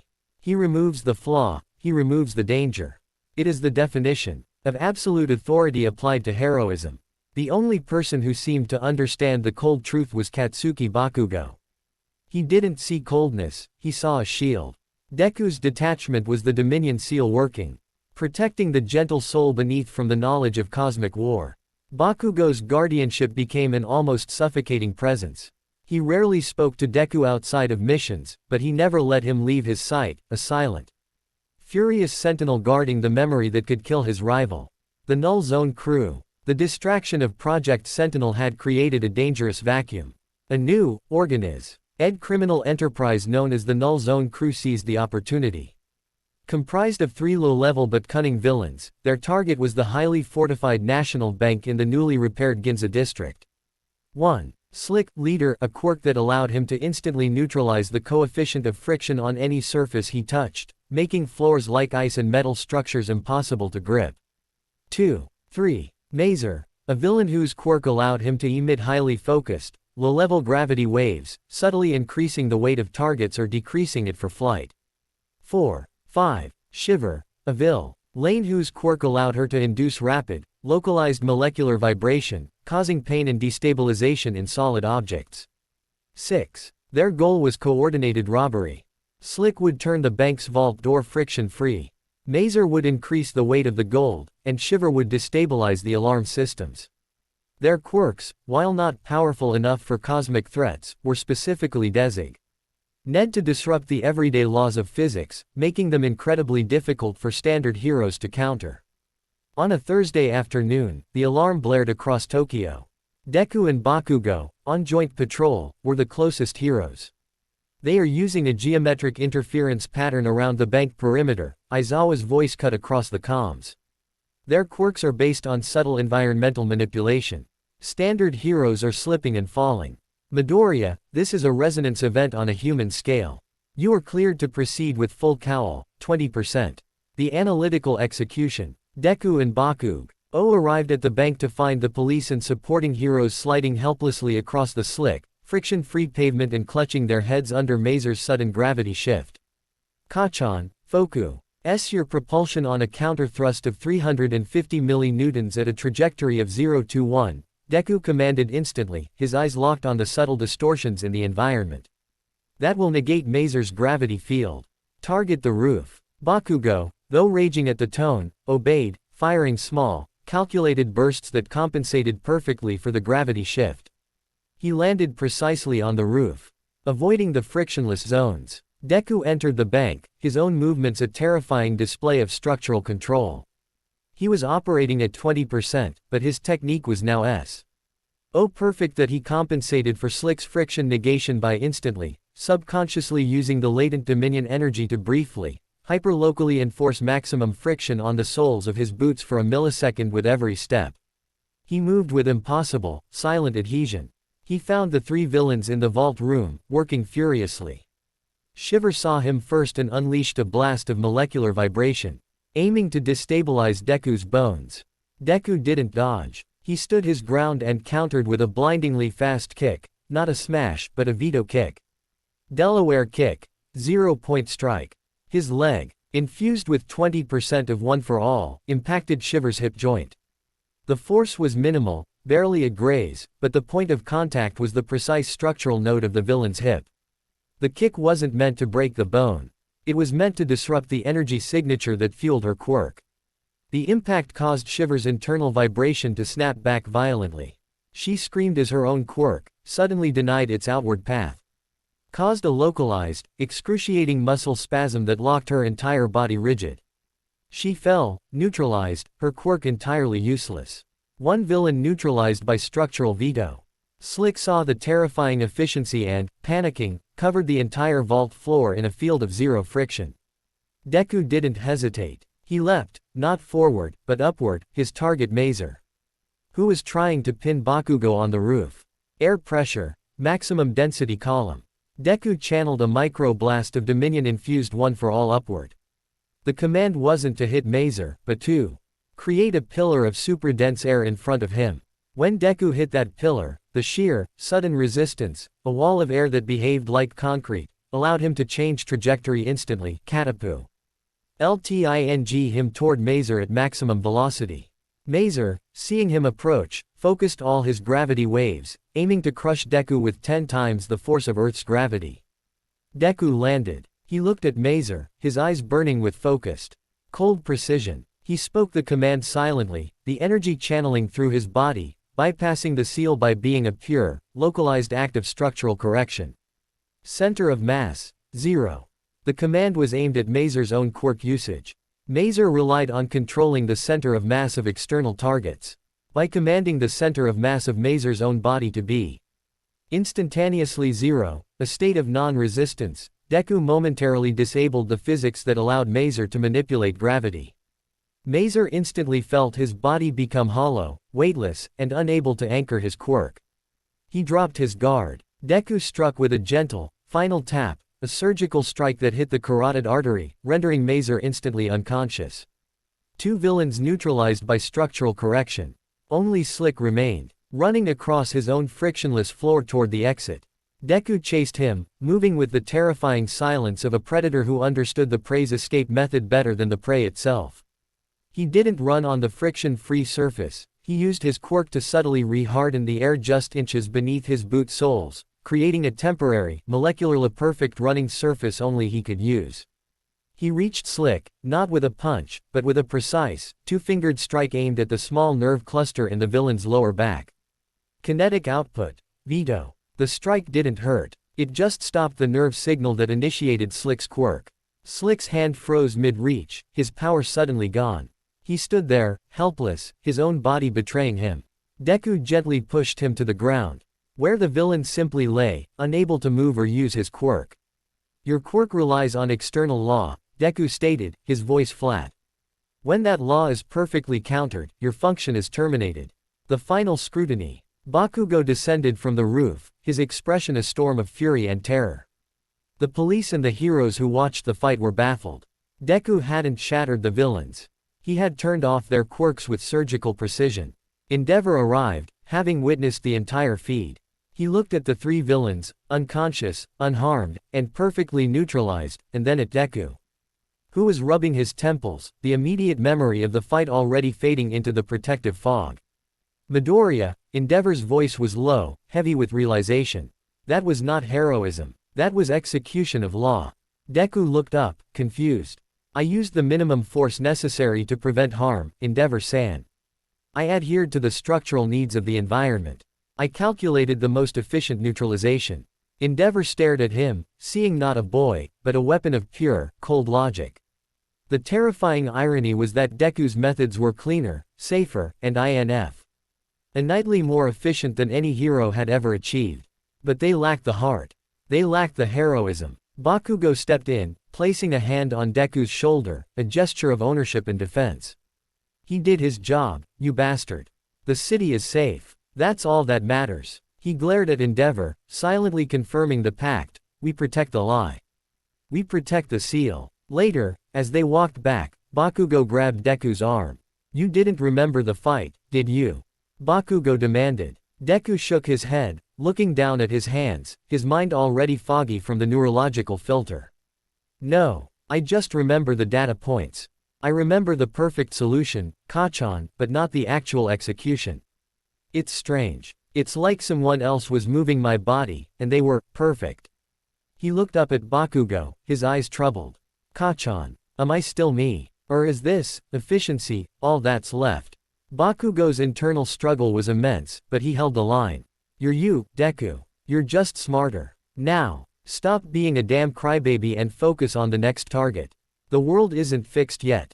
He shoved his rival forward, his heart heavy with the weight of the lie, knowing that the most dangerous weapon on Earth was the kindest person he knew. And his only job was to keep that weapon from self-destructing. The fortitude of the Forgotten had saved the world, but it was slowly erasing the boy beneath the mantle. The fading hope. The UA. High common room, usually a nexus of youthful noise, felt strangely hollow. It was late afternoon, the waning winter sunlight casting long, cold shadows across the polished floor. Izuku Midoriya sat meticulously organizing his hero analysis notebooks, his movements fluid and efficient. He was healthy, strong, and terrifyingly calm. Ochako Uraraka watched him from the sofa. The distance between them feeling vast, an abyss carved by a forgotten cosmic war. She had watched the light dim in his eyes over the past months, the passionate fire replaced by the cold, steady glow of calculation.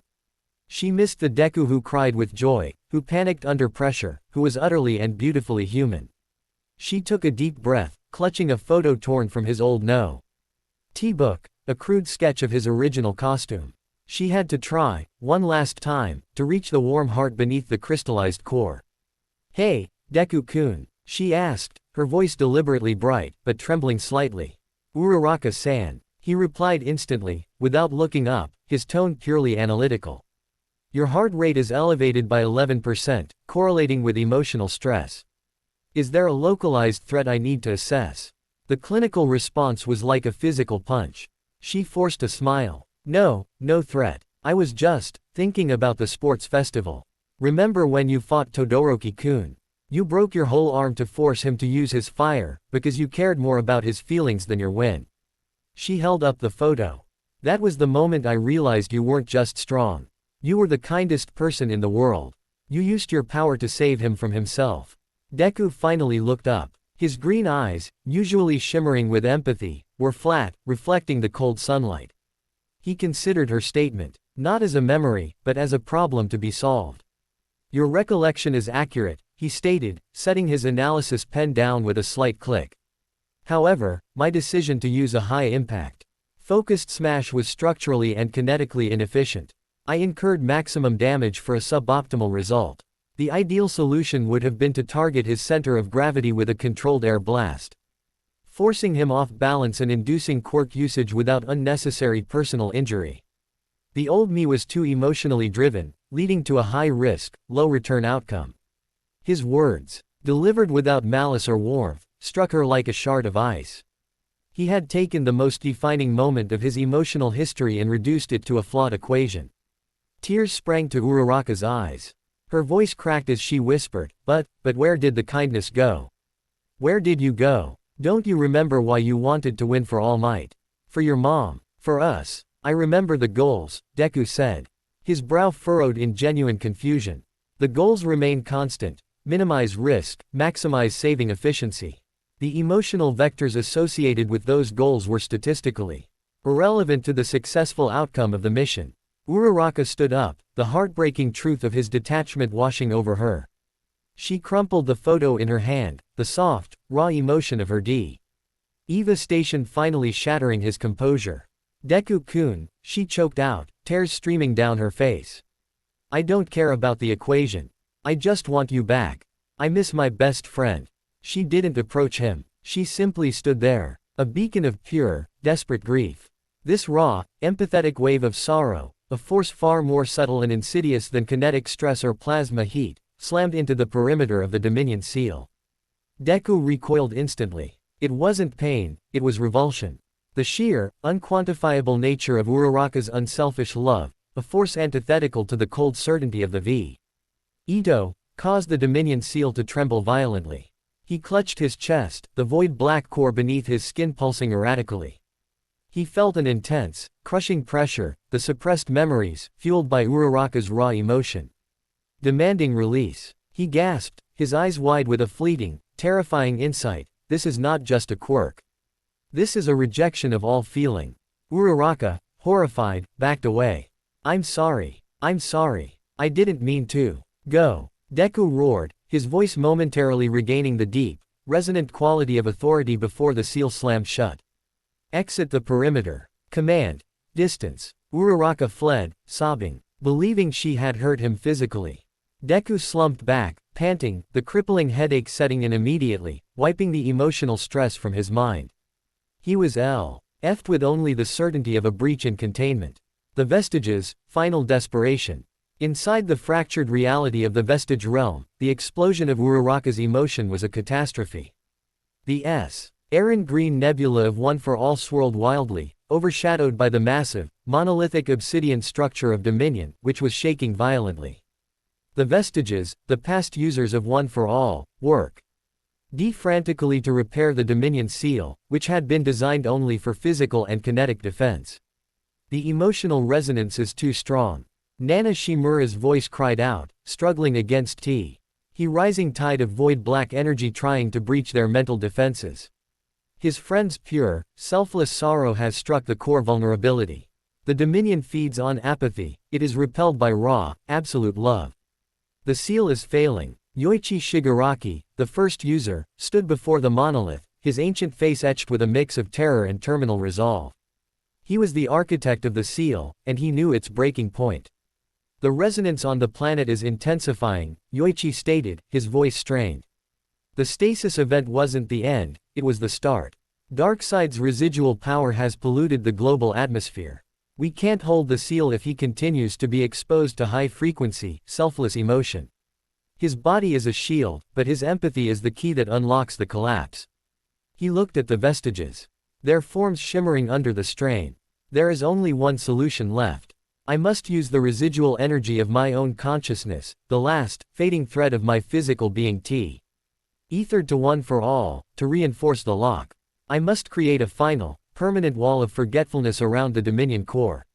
Nana grasped his arm, her eyes wide. Yoichi, no. If you do that, you'll be entirely severed from the current. You will fade completely, becoming nothing more than a historical echo. You won't be able to guide the future successors.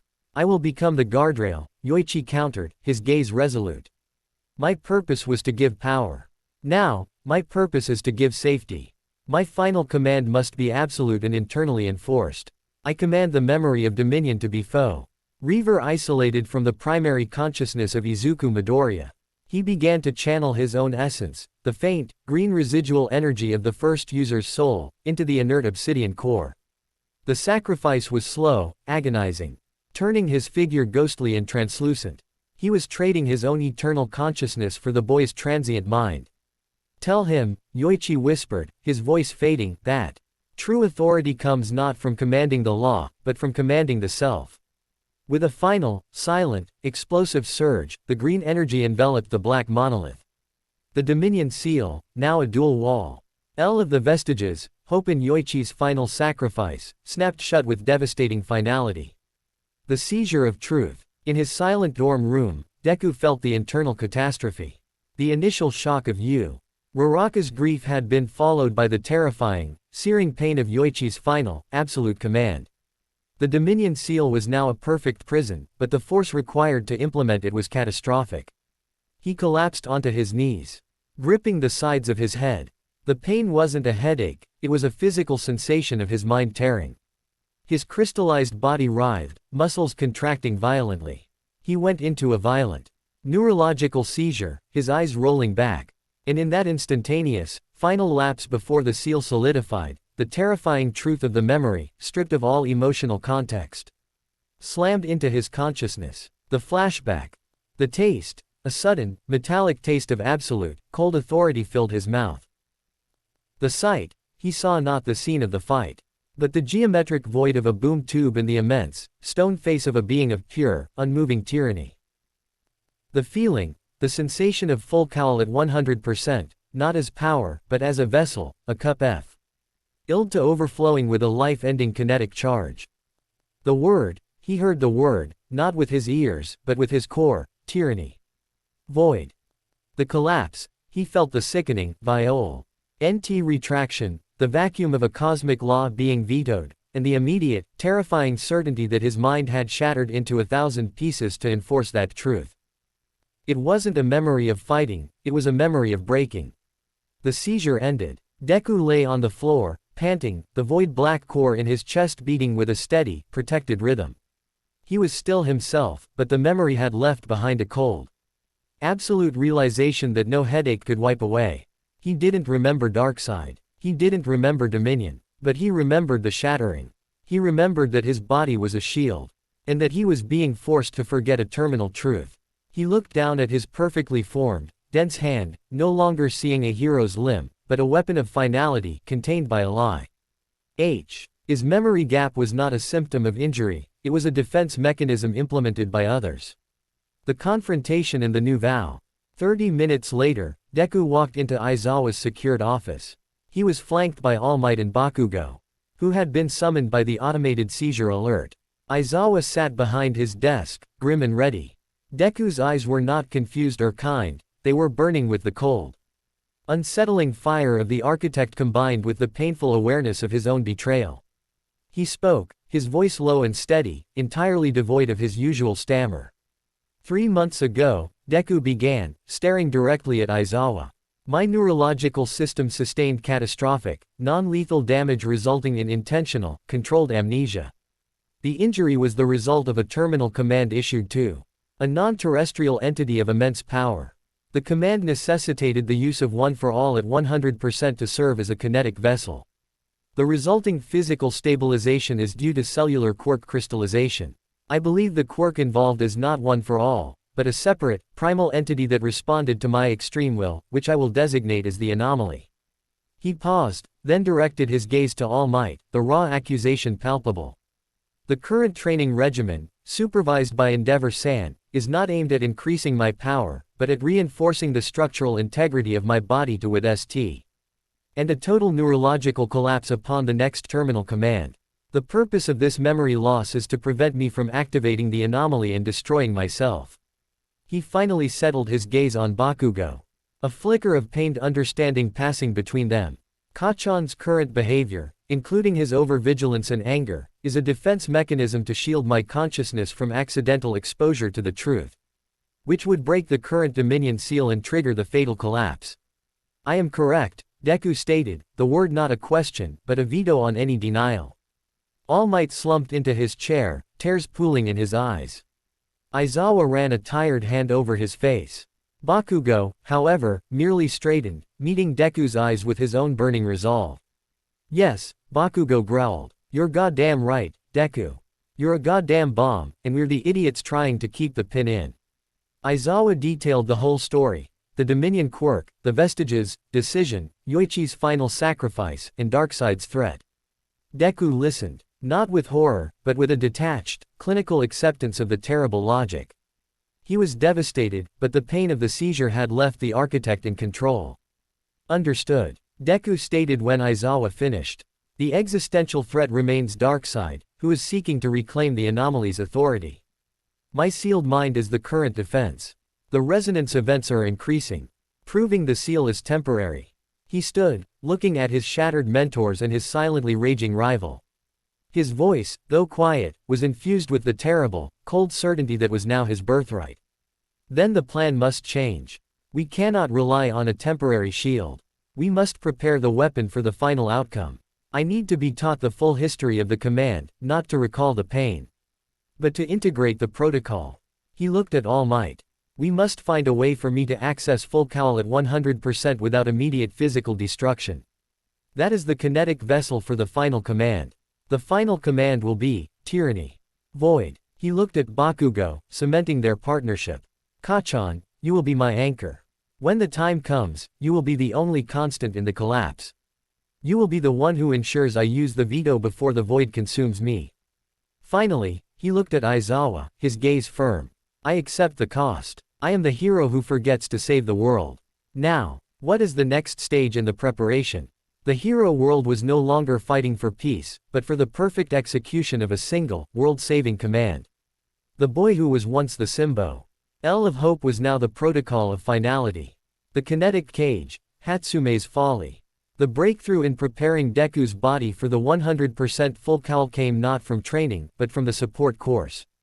Mei Hatsume, who had been co-opted into Project Sentinel's high-priority defense initiatives, viewed Deku not as a student, but as the most fascinatingly complex kinetic energy problem in the history of science.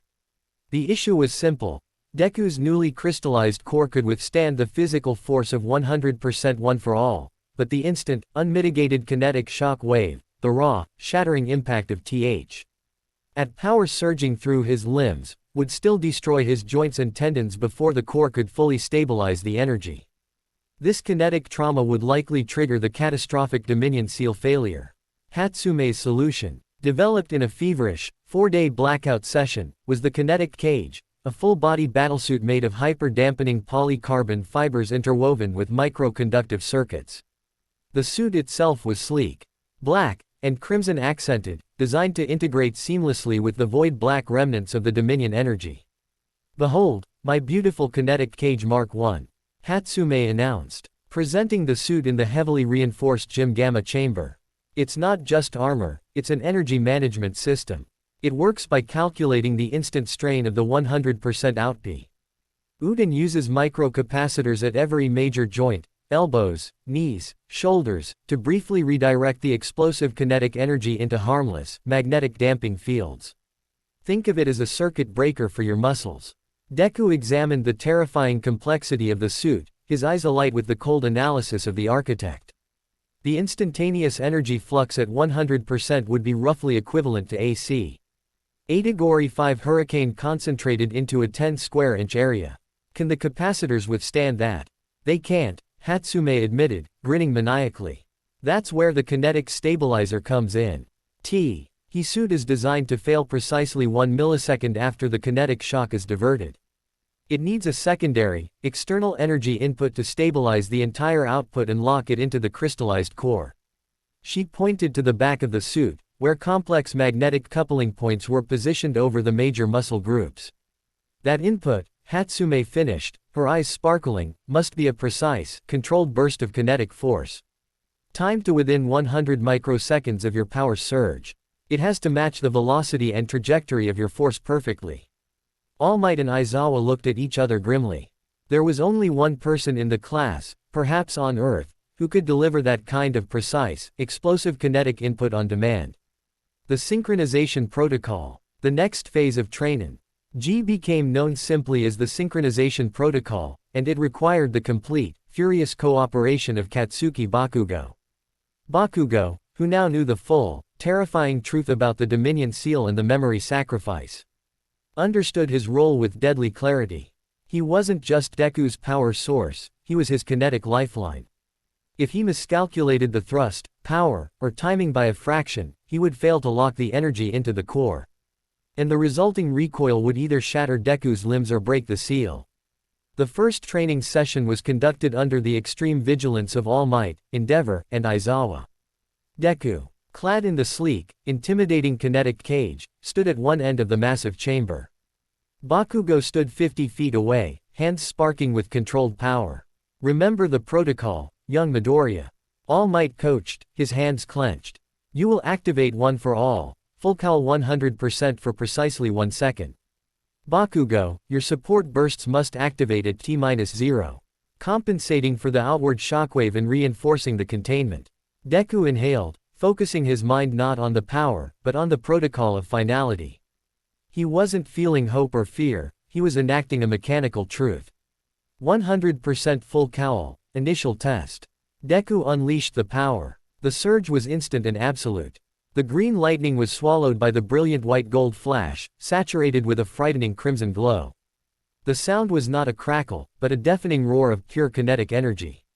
The microcapacitors on the kinetic cage fired instantly, diverting the initial shock. But the force was still immense, threatening to tear the suit itself apart. "Now!" Aizawa screamed. Bakugo fired. He didn't use a massive explosion.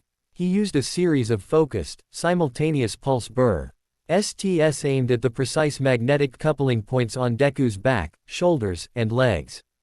It was a kinetic shotgun blast, perfectly calibrated to push the expanding shockwave inward, sealing the 100% power into the crystallized core. Boom! Crackle! The combined, synchronized force of their quirks created a blinding flare of light and deafening noise. The kinetic cage, having absorbed the impossible kinetic load, immediately sustained critical failure, smoking and cracking along its seams. Deku stood there, trembling, smoke rising from his joints, but his body was intact. The core was humming violently, but stable. "Report," Endeavor demanded, his flames flaring with tension. Deku, gasping, but clear-eyed, managed a single word: stable. Bakugo lowered his arms, his face streaked with sweat and grime. He didn't look at Deku. He looked at the cracked suit, seeing the proximity of failure. "Your burst was 150 microseconds late, Kachan," Deku stated, reverting to the analytical tone of the architect. The delay cost the suit approximately 30% of its structural integrity. You need to anticipate the surge, not react to it. Shut up, damn nerd. Bakugo roared, the terror of his near failure fueling his rage. I saw the surge. You're the one who needs to control the kinetic flow before the peak. Don't look at the data, feel the goddamn force. Their arguments were no longer about ego. They were about the absolute mathematics of survival, conducted in a language only they shared: kinetic energy, force vectors, and microseconds. The dance of absolute precision. He repeated the drill dozens of times over the next few weeks. Each session destroyed a new prototype of the kinetic cage, and each session pushed Deku closer to the mental breaking point. The process was an excruciating dance of synchronized power. 1. Deku's ascent. Deku would search for the cold certainty of the protocol within his core, activating the 100% output. The pain was immense, demanding neurological retreat. 2. 3. Bakugo's intervention. Bakugo had to learn to read the kinetic aura of the 100% surge, the faint, golden crimson light, and preemptively fire his stabilizing burrs. Before the peak kinetic output could destroy Deku's joints. 4. 5. The lock. If timed perfectly, the kinetic forces would align, and the 100% power would be instantaneously locked into the resilient crystallized core. 6. Bakugo had to fight his own nature. His explosions were wild, free, and aggressive. Now, they had to be controlled, surgical, and utterly selfless. He had to be the ECT counterforce to Deku's power, a symbiotic kinetic partner. During one drill, Deku faltered. He activated 100% but, overcome by the pain, subconsciously pulled back on the output, a sudden dip in the kinetic curve. Bakugo, expecting the full blast, overcompensated with his pulse bursts. The miscalculation was instant and horrifying. The excess explosion force slammed against Deku's shoulder, earing the armor and sending him flying across the chamber. Deku hit the wall, unconscious, his shoulder dislocated and the Dominion seal flashing a critical failure warning. Bakugo rushed to him, throwing off Aizawa and All Might. He knelt, his hands shaking, seeing the void black energy pulse dangerously close to the surface of Deku's skin. Deku, wake up, damn it. You fail, I fail. You die, I lose. Bakugo screamed, his eyes wide with raw, unshed fear. When Deku finally came to, minutes later, he was pale, but the memory of the drill and the Dominion seal had been scrubbed clean. Kinetic damage to the scapula, significant. Deku reported, his voice weak. Source: external, asymmetrical blast. Bakugo-kun, your energy compensation was too high. The variable kinetic output due to my subconscious retreat led to critical overload. Bakugo stared at him, the analytical detachment infuriating and heartbreaking. He hadn't just hurt his rival, he had almost triggered the erasure of his mind. Next time, stay steady. You idiot, Bakugo whispered, the threat barely concealing the plea. You focus on the command, and I'll focus on the lock. The final protocol. After weeks of continuous, brutal failure and marginal success, they finally achieved the necessary level of synchronization. They could sustain full cal 100% for up to 3 seconds, long enough to execute the final command. The two heroes stood in the ruined Gym Gamma, exhausted, covered in scars, and ready. Deku looked at his partner, the only person who shared the terrible secret. I am the protocol, Kachan. When the time comes, I will use the command, tyranny. Void. The moment the word, void, is uttered, the full power of the Dominion will retract, and the collapse will begin. You have 3 seconds to ensure I am safe, stable, and contained before the neurological collapse is terminal. Bakugo nodded, his face stern. You worry about the veto. I'll worry about the lock. Their bond was no longer friendship or rivalry. It was a contract of absolute kinetic dependency. The cosmic countermove. Just as the final readiness assessments were completed, the world's quiet war room exploded in alarms. Aizawa, standing before the main Project Sentinel command screen, watched as the projected images showed a single, ominous change in the gravitational well beyond Neptune. Sir, a technician reported, voice shaking. The Darkseid entity, the entire fleet is moving. It's not a scout. It's not a vanguard. It is the full Omega Armada. The images confirmed the worst fear. a colossal fleet of apocalyptic siege ships. Their hulls reflecting the distant light of the sun, accelerating through space. This was the final, irreversible invasion. All Might, leaning heavily on the table, felt the silence in the room. Why now? Steppenwolf's defeat should have slowed them down. Aizawa looked at the data stream, the subtle, cosmic energy readings. The entity's intelligence must have concluded that the anomaly's power was diminished. The stabilizing presence of the first user's sacrifice, the Dominion seal, must have registered as a weakness to them. They believe the anomaly is compromised and ready to be collected. Endeavor slammed his fist on the table. They believe the boy is vulnerable. They are coming to take the power back. The clock had begun. The projections estimated a maximum of 72 hours before DARKSEID'S flagship entered Earth's orbit. Aizawa, Endeavor commanded, his voice shaking with determination. Deploy the final defense plan. Call in every asset we have. We buy the boy the window he needs. We hold the line until T0. T-72 hours. Deku, standing in the UA command center, watched the holographic projection of the approaching fleet. I didn't feel the emotional rush of panic or despair. He felt the cold, familiar weight of the protocol. Aizawa-sensei, Deku stated, his voice calm and clear. Based on the estimated velocity and gravitational influence, DARKSEID will land in the most strategically vulnerable location, the epicenter of the original resonance event, where the ground still holds the residual charge of the Dominion. He pointed to a holographic map, a heavily populated, coastal city in Europe that had been temporarily evacuated after a minor, unexplained seismic event. The ultimate command must be delivered at that nexus point, Deku concluded. That is the center of the authorities' planetary influence. Aizawa nodded, his eyes glowing with activation. Understood. The final battle location is set. Midoriya, this is it. The world is relying on your memory of a protocol you can't remember. Deku looked at Bakugo, who met his gaze with unyielding, furious certainty. I am the protocol, Deku repeated. And Kachan is the lock. He knew the price. He knew the risk. The time for training was over. The time for the kinetic equation to be solved had arrived. The ultimate sacrifice was hours away. T-0, the final defense. The coastal city in Western Europe, the site of the original, subtle Dominion resonance, was evacuated and designated Ground Zero. Above it, DARKSEID'S Omega Armada hung like a cosmic malignancy. A geometric shadow that swallowed the natural light of the sun. At the heart of the fleet, on the massive dreadnought, DARKSEID stood, his presence a pressure wave of pure, absolute apathy. The time for games is done, DARKSEID announced, his voice a vibration in the atmosphere. Deliver the anomaly, or face the end of all purpose. Before his forces could descend, the combined might of Project Sentinel struck. This was not a battle for victory, it was a kinetic sacrifice to open a single, narrow path. Star and Stripe led the aerial defense, her quirk setting imp. Os Cybele laws of resistance around the fleet. She commanded the surrounding atmosphere to be impassable, creating a barrier of solidified air pressure that shattered the leading waves of parademons instantly. Her efforts bought crucial seconds, but the effort visibly drained her. Endeavor, paired with the European top 10, unleashed a fusion of fire and plasma, creating a blinding, massive thermal shield designed to counter the Omega Armada's energy weapons. He wasn't focused on offense, he was focused on being the biggest, hottest target possible.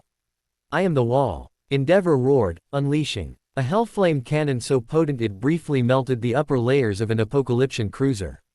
Midoriya, the path is open. Don't you dare waste my sacrifice. In the midst of the chaos, two figures moved with precise, focused speed toward the dreadnought. Deku, clad in a heavily reinforced, final model kinetic cage, ran at a steady, contained 20% full cowl. His movements were flawless, an absolute minimum of kinetic expenditure for maximum velocity, guided by the silent, architectural knowledge of his core. Bakugo was his shadow, using small, calculated bursts to offset the resistance of the chaotic air, ensuring Deku's speed remained absolute. Deku increased to 22%. A cruiser just destabilized the magnetic field 200 meters ahead. Bakugo's voice was strained, analytical. Affirmative. Deku replied, his voice flat with concentration. Kinetic input adjusted. Stabilize my lateral flow, Bakugo-kun. They moved not as hero and sidekick, but as two parts of a single, devastating equation. A synchronized kinetic singularity moving through the storm. The Omega Guard. The moment they breached the inner perimeter, Darkseid's response was immediate and focused. He didn't send his fleet. He sent his Omega Guard, a handful of immensely powerful Apocalyptian soldiers, armed with advanced tech and possessing minor, localized versions of the Omega effect. They were waiting on the deck of the dreadnought as Deku and Bakugo arrived, the kinetic stabilization burst sending up plumes of smoke around their feet. "The anomaly is here," one of the guards stated, his eyes glowing faintly. "The authority will be reclaimed." Bakugo didn't wait. He knew Deku's strength was in the final command, not prolonged engagement. He activated his quirk, not with uncontrolled aggression, but with pure kinetic strategy. AP shot, convergence. Bakugo unleashed a focused, concentrated barrage of explosions at the two closest guards. The blasts weren't aimed to kill, but to overload their kinetic dampeners, forcing them to focus their localized Omega effects on defense rather than offense. The noise and light bought Deku a 3-second window. Deku lunged forward, ignoring the fight raging behind him. He ran directly toward the massive, silent figure of Darkseid. Darkseid merely watched him approach. His stone face finally registered a faint, cold amusement. The boy, so small, so fragile. Darkseid rumbled, the sound vibrating in Deku's very bones. "You come to fight authority with a mere mutation. You are a flicker of light against the void." Darkseid raised his hand. He didn't intend to use the Omega beams yet. He intended to mock the boy's very purpose. Will. Fracture. Darkseid's command was aimed directly at Deku's consciousness, eking to destabilize the Dominion seal through pure, ontological authority. He was trying to command Deku's will to break. The effect was instantaneous. Deku stumbled, his mind momentarily assaulted by the alien certainty of despair. He saw the black void, he felt the apathy of the anti-life equation, and the Dominon seal in his core shrieked in protest. The suppressed memory of the shattering tried to flood back. But Deku was ready. He had anticipated this psychological attack. He countered, not with a quirk, but with the protocol. He used the last remaining emotional residue of Yoichi's Acrifis, the command to command the self, to enforce his own mental reality. Protocol. Adhere. The two metaphysical forces clashed, Darkseid's absolute external command versus Deku's absolute internal veto. The brief clash of wills left Deku gasping, but his mind held firm. The seal, though battered, remained intact. "Impossible," Darkseid snarled, momentarily enraged. "You defy my purpose. I defy your law," Deku gasped. His 20% full cal surging. "And I am here to execute the protocol of finality. The final veto." The time for talk was over. Deku knew he was seconds away from the seal failing completely. He didn't have time for a prolonged fight. He needed to execute the single, perfect kinetic equation. Deku exploded his power. One for all, full cal 100%. The white gold, crimson-laced energy burst from his body, instantaneously obliterating the remaining integrity of the kinetic cage. The suit detonated, sacrificing itself to manage the initial kinetic shockwave. The power was blinding, overwhelming, tearing the air around him. Bakugo, watching from 50 feet away, fired his pulse bursts with terminal precision, channeling his furious kinetic energy into the magnetic couplings before the explosion of the suit was complete. The synchronized energy locked the 100% power into the crystallized core. Deku was safe, stable, and completely charged. He was the perfect kinetic vessel. He hurtled toward Darkseid, channeling the full force of hope, will, and absolute authority into his single, final strike. Detroit smash, void. His punch slammed into Darkseid's chest. The physical force was unimaginable. The shockwave tore the dreadnought's deck apart, reverberating through the entire Omega Armada. But the physical blow was only the vessel. In the instant of contact, before the kinetic force could shatter Darkseid's immortal body, Deku poured the entirety of his dominion, the absolute authority, into the point of impact. His voice, amplified by the collapsing, void black power in his core, roared the final, cold, beautiful command. Tyranny. Void. The effect was immediate and absolute. Darkseid's crimson eyes snapped shut. The flow of the anti-life equation, the cosmic energy that defined his purpose and authority, was violently and entirely vetoed from this sphere of reality. The physical body remained, but the god status was instantly, violently rejected by the fundamental laws of this dimension. Darkseid let out a silent, cosmic scream. His massive form went rigid, paralyzed not by pain, but by the shattering certainty of his own non-purpose. No, you cannot reject the absolute. Darkseid's internal voice boomed, choked with shock and existential terror. The Dominion energy, its purpose fulfilled, began the final, irreversible neurological collapse. The void black power rushed back into Deku's core, tearing through the brain pathways that defined his consciousness. Deku's eyes rolled back, his body going rigid in midair. He had seconds before the collapse became terminal. The lock and the legacy. Bakugo saw the sign, the immediate, violent retraction of the crimson aura, and the slack collapse of Deku's body. The protocol of finality had initiated the collapse. This was Bakugo's moment, his final, lonely purpose. He fired a final, concentrated explosion-propelled burst, launching himself forward with maximum speed. He caught Deku's falling body midair, wrapping his arms around the inert form of the hero who had erased his own mind. He landed hard on the shattered deck, shielding Deku's body with his own. He ignored the paralyzing kinetic shockwaves still radiating from the void black core. His mission wasn't done. He had to execute the lock protocol. Bakugo pulled out two specialized, heavy-duty kinetic injection syringes from his belt, Hatsume's final safety measure. They were designed to inject a highly concentrated magnetic field directly into the crystallized core. He plunged the first syringe into Deku's chest, into the dense, black core, and slammed the plunger. The magnetic field instantly stabilized the collapsing kinetic energy. He slammed the second syringe into Deku's spine, locking the neurological shutdown into a terminal, non-lethal stasis. Bakugo held Deku's rigid, unconscious body, his own chest heaving. The lock was successful. Deku's mind was gone, but his body was stabilized. He was safe from the total erasure. Darkseid, his essence violently rejected, began to reactivate the residual technology in his flagship. He would not remain where his authority was nullified. His stone face was contorted into a snarl of ultimate, burning hatred, but the rage was tinged with profound respect. The anomaly prevails. I accept the veto, Darkseid's voice scraped across the silence. But the war is eternal. The authority of Apocalypse will wait. With a final, terrible, self-initiated boom tube that ripped the fabric of space across the Atlantic, Darks. Ed and the entire Omega Armada were instantly and violently ejected from Earth's reality. The silence that followed was total. The sky was clear. The cosmic threat was gone. The hero who forgot. Bakugo sat alone on the wreckage of the dreadnought, holding the body of his rival. He looked up at the sun, which now shone bright and natural. The war was over. He carried Deku's body back to the waiting heroes, who wept with relief and shared grim, knowing nods. Months passed. The world rebuilt. The official story remained. The young prodigy, the ultimate sacrifice. In the UA infirmary, Izuku Midoriya awoke. His body was whole, stronger than ever, permanently fused with the crystallized core.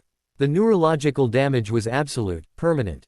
The memory of the cosmic war, the Dominion quirk, the protocol, and the veto were gone forever.